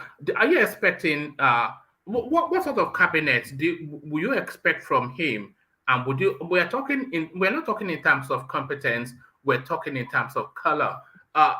What sort of cabinet would you expect from him, and then would you recommend to him? How would you want him to compose his cabinet? I think if he wants to, I think the best thing for him to do was to do what Liz Truss did, which is just a very mixed cabinet with a lot of minority holding high positions in the high ministerial, taking over high ministerial position in this government. So he can do that. He can mix it up and have a lot of this, you know, have a lot of white people there as well. So he can have the best way for him to go is to have a good blend of it. You understand? But his problem right now is not just the economy or this. His problem is if the poll number don't start to look good for the party, they will rebel against him. That is, these conservatives, they don't care about anything. They just care about power. I don't think they can afford another power tussle. And I'm not even sure that this now power tussle that has given us Rishi Sunak, I'm not sure that is not a power tussle too far. I'm not sure that the country will wear this, that somebody resigns and then a week later you just slot in another person in without really asking the people just what they feel and what they want. One man, if you see Liz Truss that left, right? Yes. If the poll number were not as bad as they were, trust me, she'll still be there today, regardless of whatever infighting. But these people, as soon as they saw the poll numbers, Conservative Party were 30-something points down on Labour Party. That is a wipeout. They've gone scared. If those numbers don't get better soon, they don't care whether there's a turmoil or whatever. They're kicking him out. If their seats start to look like they're all in trouble, they're going to kick him out. That is all they care about. But the problem is this now. The thing about the United Kingdom, one thing that country is unique about, is that the people always get tired of the government. You know what I'm saying? It doesn't matter how good the government is. It's over a time. Do you think the Conservative Party has run its course? Yeah, that's what I'm trying to say. They've run their course. It's been 12 years. So it's been 12 years. By the next general election, they're going to be there for what, 14, 15 years. So the people are already tired. The people, look, the poll now, a majority of the people is saying, listen, call a general election. That is what the people are saying. Just call a general election. But this party will not do it because they know that if they do it, they will be left with less than 100 MPs. All right. Stay there at the progressives. Let's go outside of the United Kingdom to see what the rest of the world are making of it. So let's go to the United States and sample Ovie's opinions. So Ovie, there it is right there. We take your Obama and then we'll give you. Well, we take your Obama and then we give you a Rishi Sunak. So what are you then making then of the Punjabi Prime Minister of the United Kingdom of Great Britain and Northern Ireland? Oh man, I wish I can relate. I can't relate because they all belong to the 1% family. They are all bourgeoisie. Yes. I mean, somebody who had his master from Stanford, work at Goldman Sachs. I mean, that says it all. Married to the daughter of one of the richest man in the world. Even the wife is one of the richest. She belongs to those class of the richest women in London. So, I mean, what's the difference? I can't relate. Even though I'm black and African, is Asian only by skin. You know that echelon of society they're a race and color unto themselves. They're not a race or color. They're just money. You know. I don't. Yeah, exactly. But I think the only side that we would like to, try to like imagine how it would have how it feel like is from either the grandfather or the father perspective. The grandfather was colonized in the Kenyans and the neighboring country. Then going to India, the same people too also colonized India. So now for their son to come and be the number one citizen, I mean, there's something to that's a great story, something to be proud about. Yes, From that but angle. but leaving the specific this I can't get that word out. Leaving the specificness of their unique situation as a global phenomenon, from the history of that colonial space right up to because we've had Obama in the United States of America, of course, but the United States of America, even by itself, in history, a colony of sorts. But for one of the major, if not the primal colonizing country to within a cycle of a couple of centuries, now have that full turn of having one of their colonies citizen, now their prime minister. So just a moment in time in the history of mankind. How are you digesting that? Yeah, you said just a couple of centuries. That's why I'm smiling. That's a couple of centuries. That's more time. Yeah, in the history of man, yes, it's a short period though if you look at it. But yeah. Let me see if I can pull this one off. I mean, just as you are, narrating it, Obama, it took America almost 250 years before they get the person of color. It took Britain now 500 or more years to get it. I'm just imagining how many years it would take Nigeria to get Biafra man to be president. Because the Biafra man is the person of color in Nigeria, isn't he? The Biafra man is the black man in Nigeria. Oh my goodness. Are the Igbos not the blacks in Nigeria? They are. The way they are playing their politics, I mean, it could take them that long. So I don't know.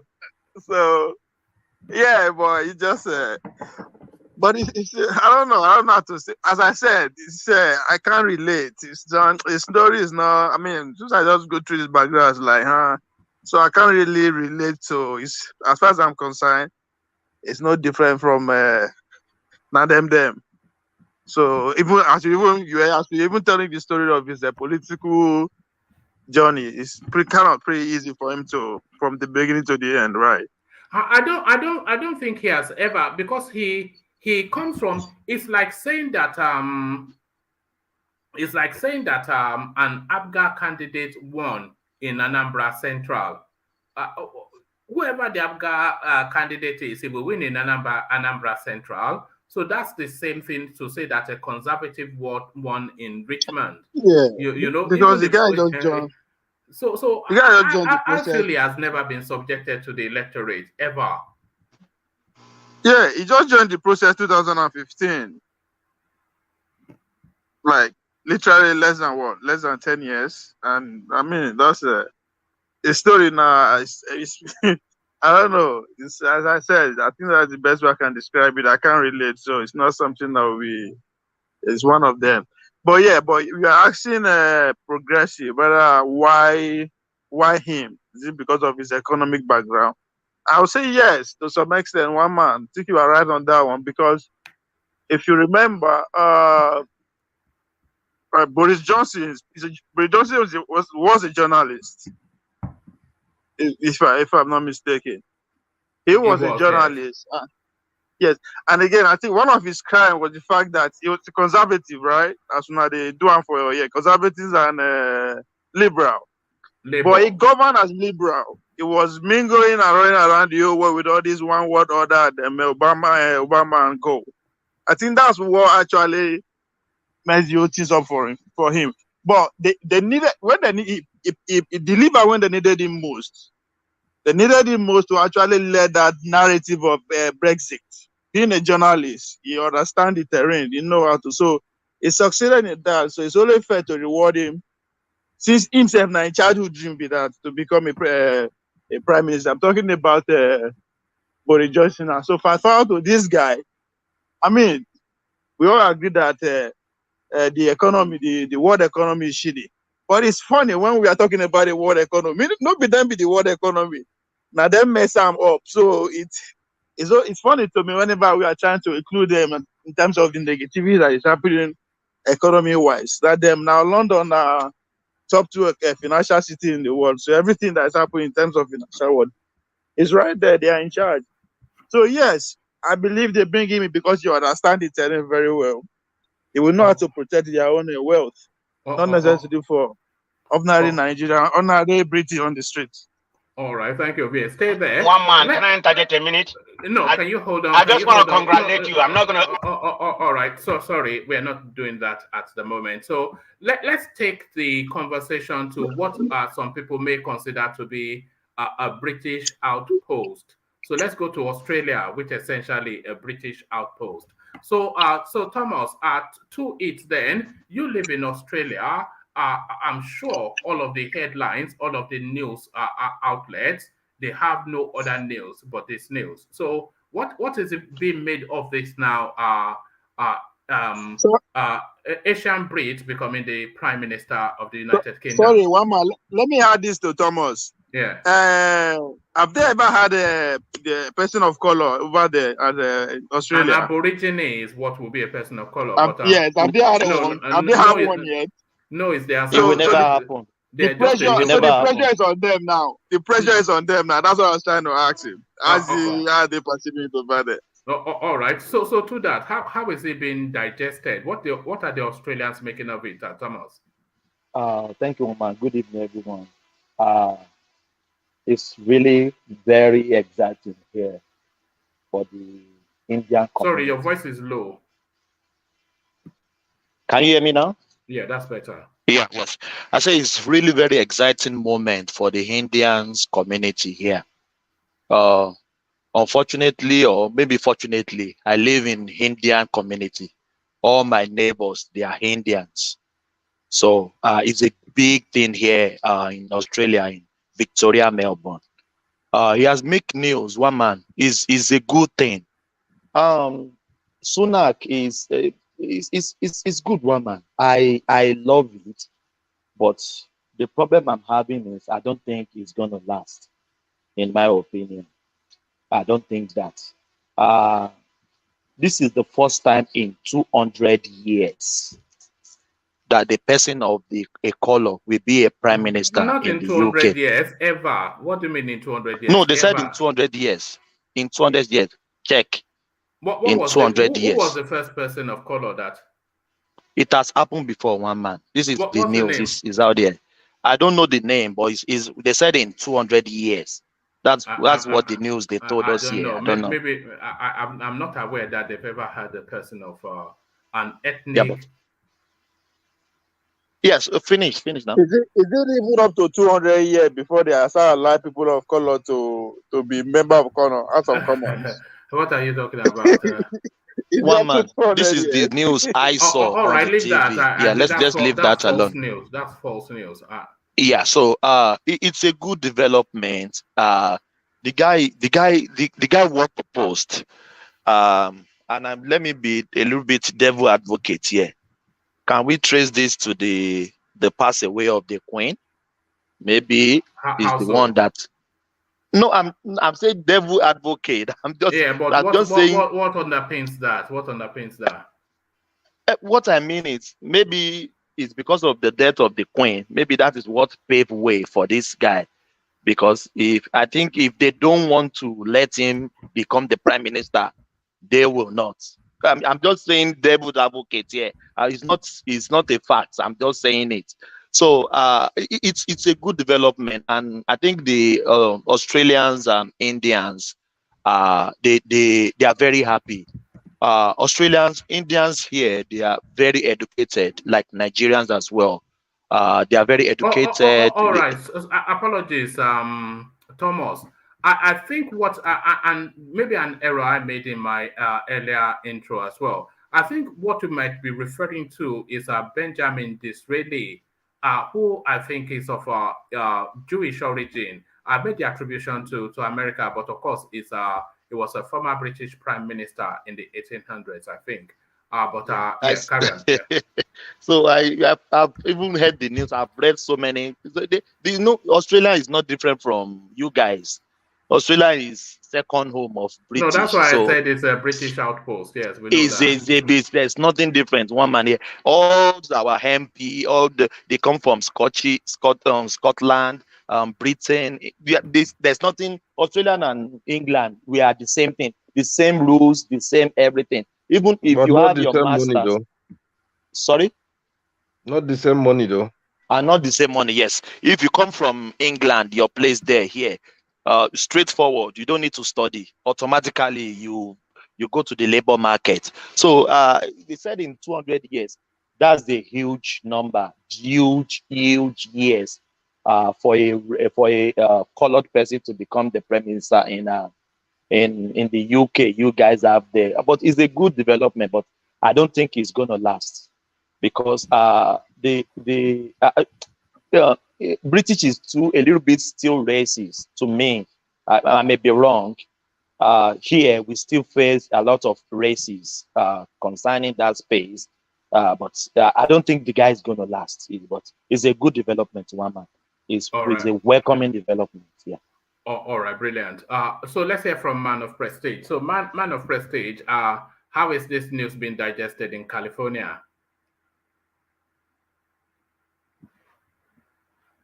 Now we need him to talk. He won't.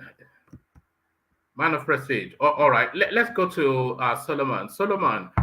So you are in Abuja. So what are the Nigerians making of this? Is this even making the news in Nigeria? Solomon. What's going on? Unmute. Yeah, people are commenting about it that it's a good development for the non-British communities, like it's giving hope to other race like Africa, the African community and all that. But in my own sense, I feel like these people are people that Britain is a nation that they exploit the world, take advantage of the world, both in natural resources and human resources. So I just feel like the thing don't choke them, especially like that their prime minister that resigned. It has choked her, so she had to resign. And now because they know this Rishi, what he did during the pandemic too is a very good work. So all those things, they would have looked at it. And again, I'm not trying to say nonsense here, but what I agree with Thomas, what he said concerning the Queen. I don't think the Queen, if the Queen would, assuming the Queen was alive, she would have been comfortable with this guy becoming the prime minister of Britain, to be honest. So God has a way. But he almost did when he was alive, though. He almost did. He did not. He did not ascend to that position. So he did not get to that position. So I'm just saying. So the God has a way of doing things. Then this guy now, just 6 weeks, that woman came in and she did not. She was not able to deliver properly. She had to resign, and now this guy. But they've not made him the prime minister. It is just his party just championed him. So is there any need of us saying that he has become the prime minister yet? No, he is the prime minister. Yeah. The Conservative Party are in government, and whoever the leader of that party is the prime minister. So they've elected him. They made their leader, which automatically makes him the prime minister. Yeah. So okay. So yesterday, like this thing Thomas said about he talked about the 2 centuries. It was for 2 centuries. That is 200 years. Yes. That after I'm not sure 200 that years. we're accepting this Disraeli as an ethnic minority, because I wonder. I'm not sure, but we carry on. I'm still conflated on that. The term they use is, I think they use they will still use your state, your country of origin to judge you, because what the term was non-British. Forget maybe you became they'll just use that term like origin of non-British. That was the term the woman talked about, the journalist used. So this news is a good development, but in my own, I just feel like it's because they are exploiting the human resources that is available to them now. That is just what I feel. That's what I just feel about this Rishi's appointment. All right. Let me acknowledge the super chats that have been coming in. Alexander Gomez, of course. He says, Akim, the United Kingdom has always been inclusive. In the 70s, when other European countries frowned at black folks, in the UK, we traveled around freely with British passport and part of the Yoppie phenomenon. So there he is. I kind of think of a country that is more in terms of libertarian ideals. I kind of think of a country that is more inclusive than the United Kingdom. And as Akim rightly said, there is no bar, and as has been demonstrated now also, there is no bar. There might be restrictions, there might be the prejudices here and there, which is we cannot deny that there is, but there is no real bar to you progressing as far as you can within this country, so long as you're capable. It's capacity, it's capability that they look at. Look at that. Look at that. So thank you for the super chat. And then one unique thing about the guy, all the 3 generations, his grandfather, father, and he were born in 3 different continents. His grandparents were born in Africa. His parents were born in Asia. He was born in Europe. See Johnny. There he is. There he is. You know, there's is it the Rothschild or the Rothschild? What are they called? Is it Rothschilds or something? They have that thing too, that they go around the world and form banks, and so that seems to be that they were right there. Rothschild, I think it's called, Yeah, they are still very much, well, not there in general, but their legacy, their foundation, their money is still very much doing the same. Rothschild, somebody is correcting me. Rothschild, doing the same thing. One man, do you remember Babati said something about after the death of the Queen, many things will be happening? If you remember, I don't know. No. Yeah, I don't know. I don't know. Maybe Babati is listening. This thing you just said now is true. Like, many things will be happening. I don't know. Yeah, even there will be a black pope. Yes, and very likely a Nigerian, because a Nigerian nearly became the pope.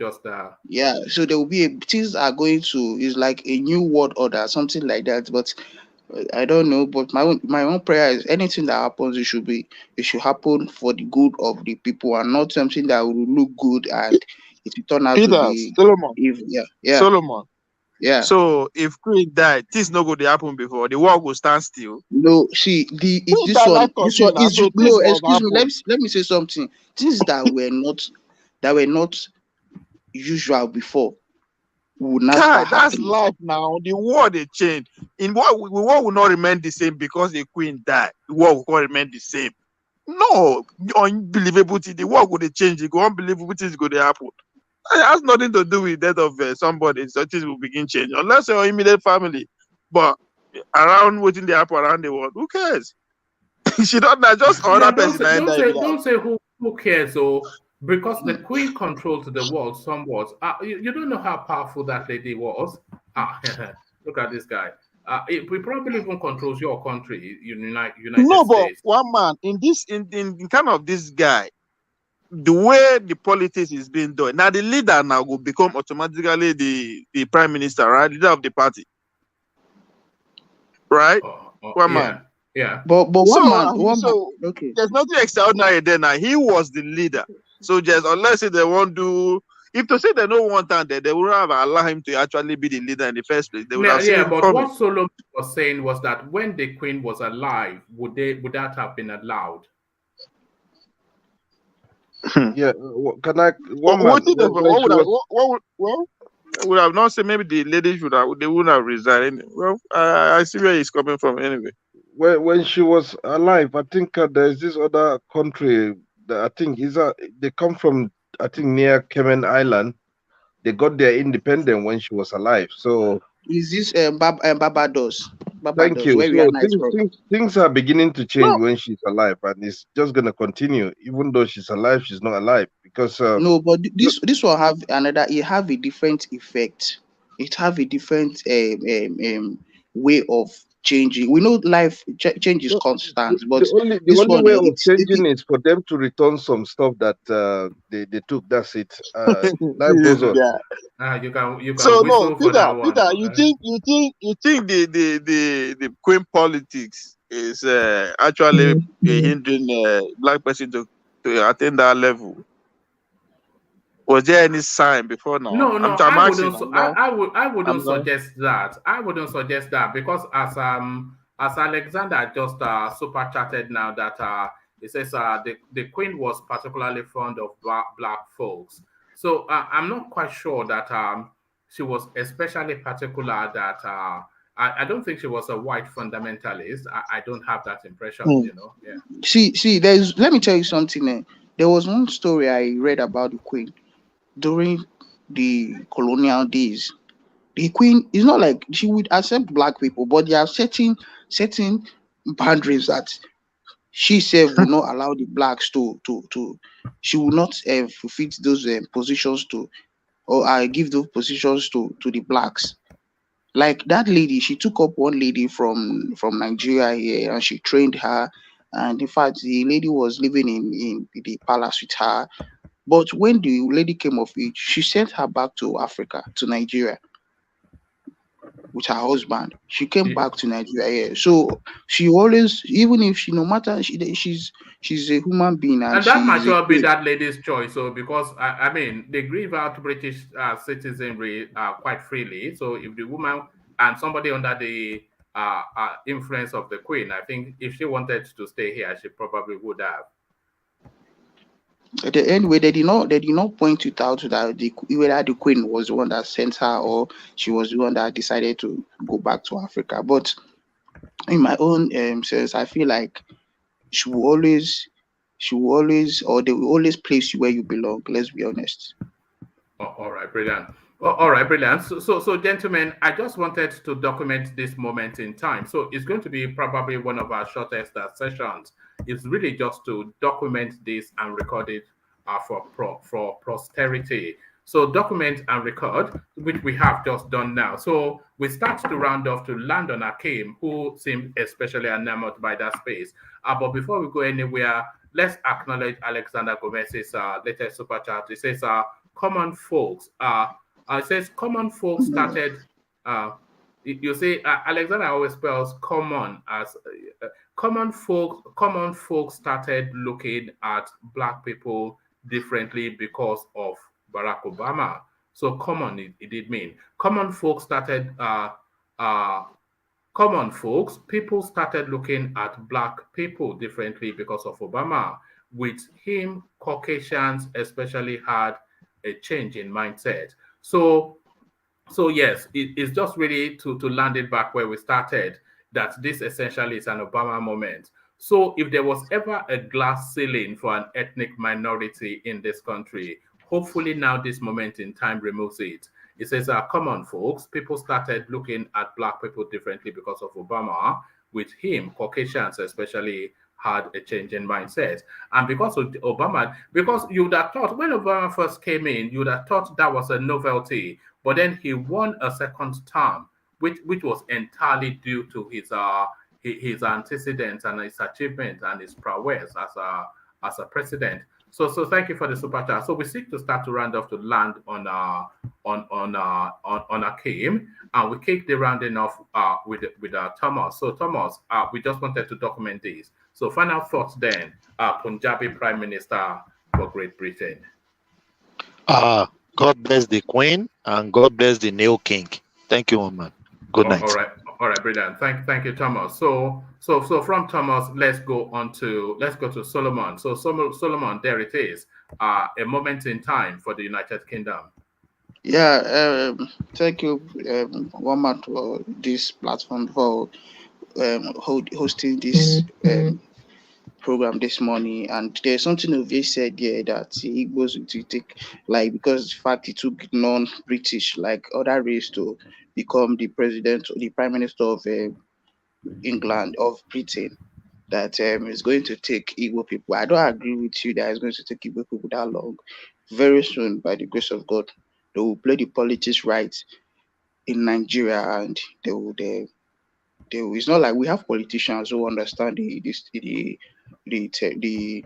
political way or system of Nigeria. It's just that let's just not look at this obese talk. If he wins, is on his own, but as is good for the Igbo race. If he doesn't win, but we are going to have a good politician that will champion and will place him systematically the way Nigerian politics has always been. So please don't come and mock Igbo race here by saying it will take them long.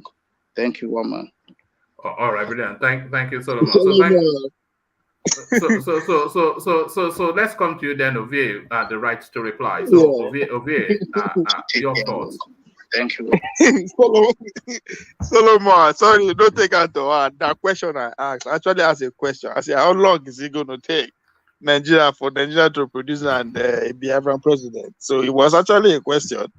I don't know why you think it, but I understand you, but if it come across to you in a bad taste, Emma Binu, I'm sorry, forgive me. Yeah, I didn't mean to that. I didn't mean to, make you feel bad in any way, that shape or form. That being said, let me end up say the same thing Thomas says. Thomas says, God bless the king, God bless the prime minister. Now, there's hope. Thomas, you are in Australia, there's hope. This man don't open road. Try and produce the next prime minister of Australia. If you do, if your son, if you do, your grandson, if you do, it's happen in England, it happen in America, it can also happen there. So, God bless Thomas and his incoming generation. All right, thank you, Ovie. So you see Ovie in the latter session, a few hours, you see him again. So thank you, Ovie. So from Ovie, let's go to Engineer. So Engineer, there you are. You are from Birmingham, of course, so I expect celebratory words. Engineer.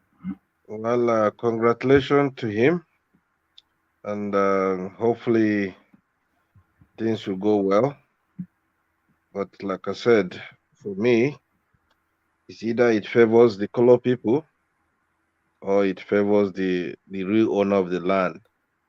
And also to Ove and to Wabman, it was a very nice topic you brought now. In the afternoon, it was a topic of obedience. I can see the platform has been jam-packed, and to the stage, nobody can have access to the platform.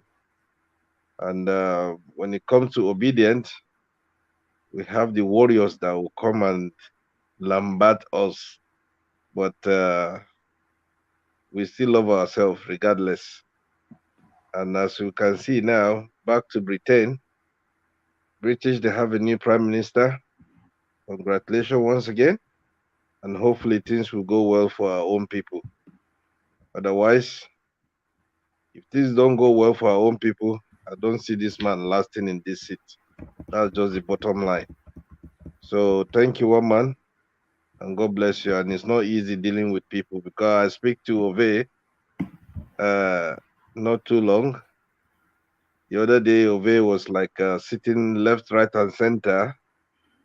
He was telling me how did one man is doing it. And I said, don't worry. You will soon join the team and you know what life is all about. So thank you, one man. God bless you, and have a good morning. All right, thank you, engineer. So thank you, engineer. So there it is. When Ovie will come here and be making noise and jumping on the table, so now he's on the other side. Now if he sees what I feel when I'm having to tolerate him, just banging and shaking Rastafarian hair all over the place. No, now he's no more doing it. So yeah, so now he knows when I'm trying to shut him up, and he just wants to be talking some nonsensical nonsense. So now he's listening to the nonsensical nonsense that I listen to, and he feels, sometimes you just want to throw your cup at the screen. That who's this person that I'm having to listen to? The last 2 days, you need to see him, one man. You feel sorry for him. Yes, because he has been sitting left, right, center. You for him. people just sit down, but it's a real mental workout, these sessions, because you're listening to different people at different level of perceptions, and you are trying to be civil, and even when the thing is just absolute nonsense, and it is, you still have to entertain it like a conversation. It's a skill, a skill. But there it is. Ovie is finding out by baptism of fire. So there it is. Thank you, engineer. I'll call you later. Thank you, engineer. So Alexander Gomez, what are you making then? Britain, Punjabi Prime Minister. I don't know. I can't contain myself. Good evening to you guys on the platform. I think Akeem is the only one on the platform right now, so everybody's disappeared. How are you, man? I hope you're doing okay. I'm good. I have a very, I'm known to say, I have a very popular expression that I'm attributed to in America. I say that in 200, 300, 400 years, when people have stopped talking about Nelson Mandela, they'll still be talking about Barack Obama. We don't seem to appreciate what this guy did. For him, as a black person, as an African, to become the president of the United States was the single greatest thing that happened in my lifetime. For me, I didn't ever think that could ever happen, knowing how racist this society called the United States is. I mean, people say that Bill Clinton, they refer in America here, they refer to Bill Clinton because of his acting skills, for lack of better expression. They call him the first black president. But that's not very true, because we've heard Bill Clinton on a hot mic refer to Barack Obama as telling someone next to him that back in the day, this guy would be serving us coffee. So he always had a racial tendency about him too. But white people became very comfortable because when they gave Barack Obama the job, he outperformed himself. He did a phenomenal job, an absolutely phenomenal job. A top 3, 4 greatest presidents in the history of the United States.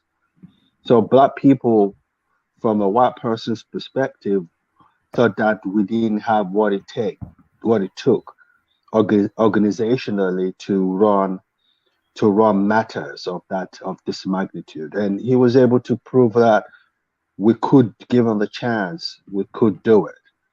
So people became very comfortable with the idea of black people in high places. And that's why today I can attribute that directly or indirectly to the rise of this Punjab guy from India. But the bad news is that he's not going to be there for too long. He's not a Barack Obama, definitely not. There's only one Barack Obama in one's lifetime. There won't be another Barack Obama for another 50. Barack Obama has a special grace of God about him. He's not an ordinary person. He's agree. He's a different kind of person. Every time you see him right now, people he's just a phenomenal person. So I'm happy that I'm kind of jealous. I was kind of jealous of Obama because I'm saying, this is the first time I'm going to say it in public. How come a country as intelligent as Nigerians can be, cannot become a president of the United States. We can't because we don't have the disposition. We do not have the disposition. If you know how much they threw dirt at Barack Obama and he was able to just shake it off. He was just able to just shake it off. He was just weathering the storm. If they put a Nigerian there, he would have cost everybody's he would have lost his temper. And then the white man would say, here we go again. You see a black person, you can't give them this kind of opportunity. So this guy, like Fourth of Many said, yeah, he's the prime minister by default, but I don't think he's going to be there for a long time. And if he is, I give him maximum 2 years.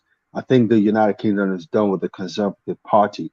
I think the Conservative Party needs to move away from Thatcherism and develop a new slogan and a new system of government. And Thatcherism is dead. We're in a different world now. So that's my position. You are right, though. This guy is a Thatcherist, and I think and you are right. Well spotted, Alexander, because Thatcherism has been the backdrop of the Conservative Party. Even when the Labour Party came in, especially under Tony Blair, he was a Thatcherist too. So Thatcherism has been the stance, the political stance of this country pretty much since Margaret Thatcher. Yes. So they need to move away from that and develop a new economic style policies that would form a new Conservative Party. The Thatcherism is dead. It doesn't exist anymore. We have a new sheriff in town, so we need to look for new slogans and a new system of government. But I think that this Conservative Party has passed its sell-by date. It's expired. They need to go reform. The Labour government is coming in next time around. And by God's grace, I'll be part of that because I'm going to be retiring back to London very soon. Thank you, Wama, for having me. All right, brilliant. Always a delight. Thank you, Alexander Gomez. I used to come earlier because that was the conversation I was looking for too. But the person that brought the conversation really, Akim. So, Akim, Alexander was just saying that without Obama, there would not necessarily, almost certainly would not be this guy. Do you agree with that? Final words to you, the progressives. Oh, have we lost you? Oh, I think we've lost. I think we've lost the progressives.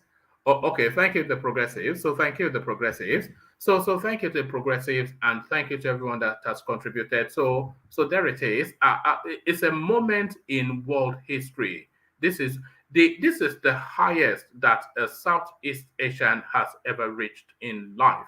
I make bold to say that only because of the magnitude of the significance of the moment, the highest that a Southeast Asian has ever reached in life. But how will he handle that space? Is young, is bright, is ready, but does he know what is coming towards him? All of that will play out in the fullness of, even not in the fullness, just in the short to immediate term, it will play out. Will his race become a factor?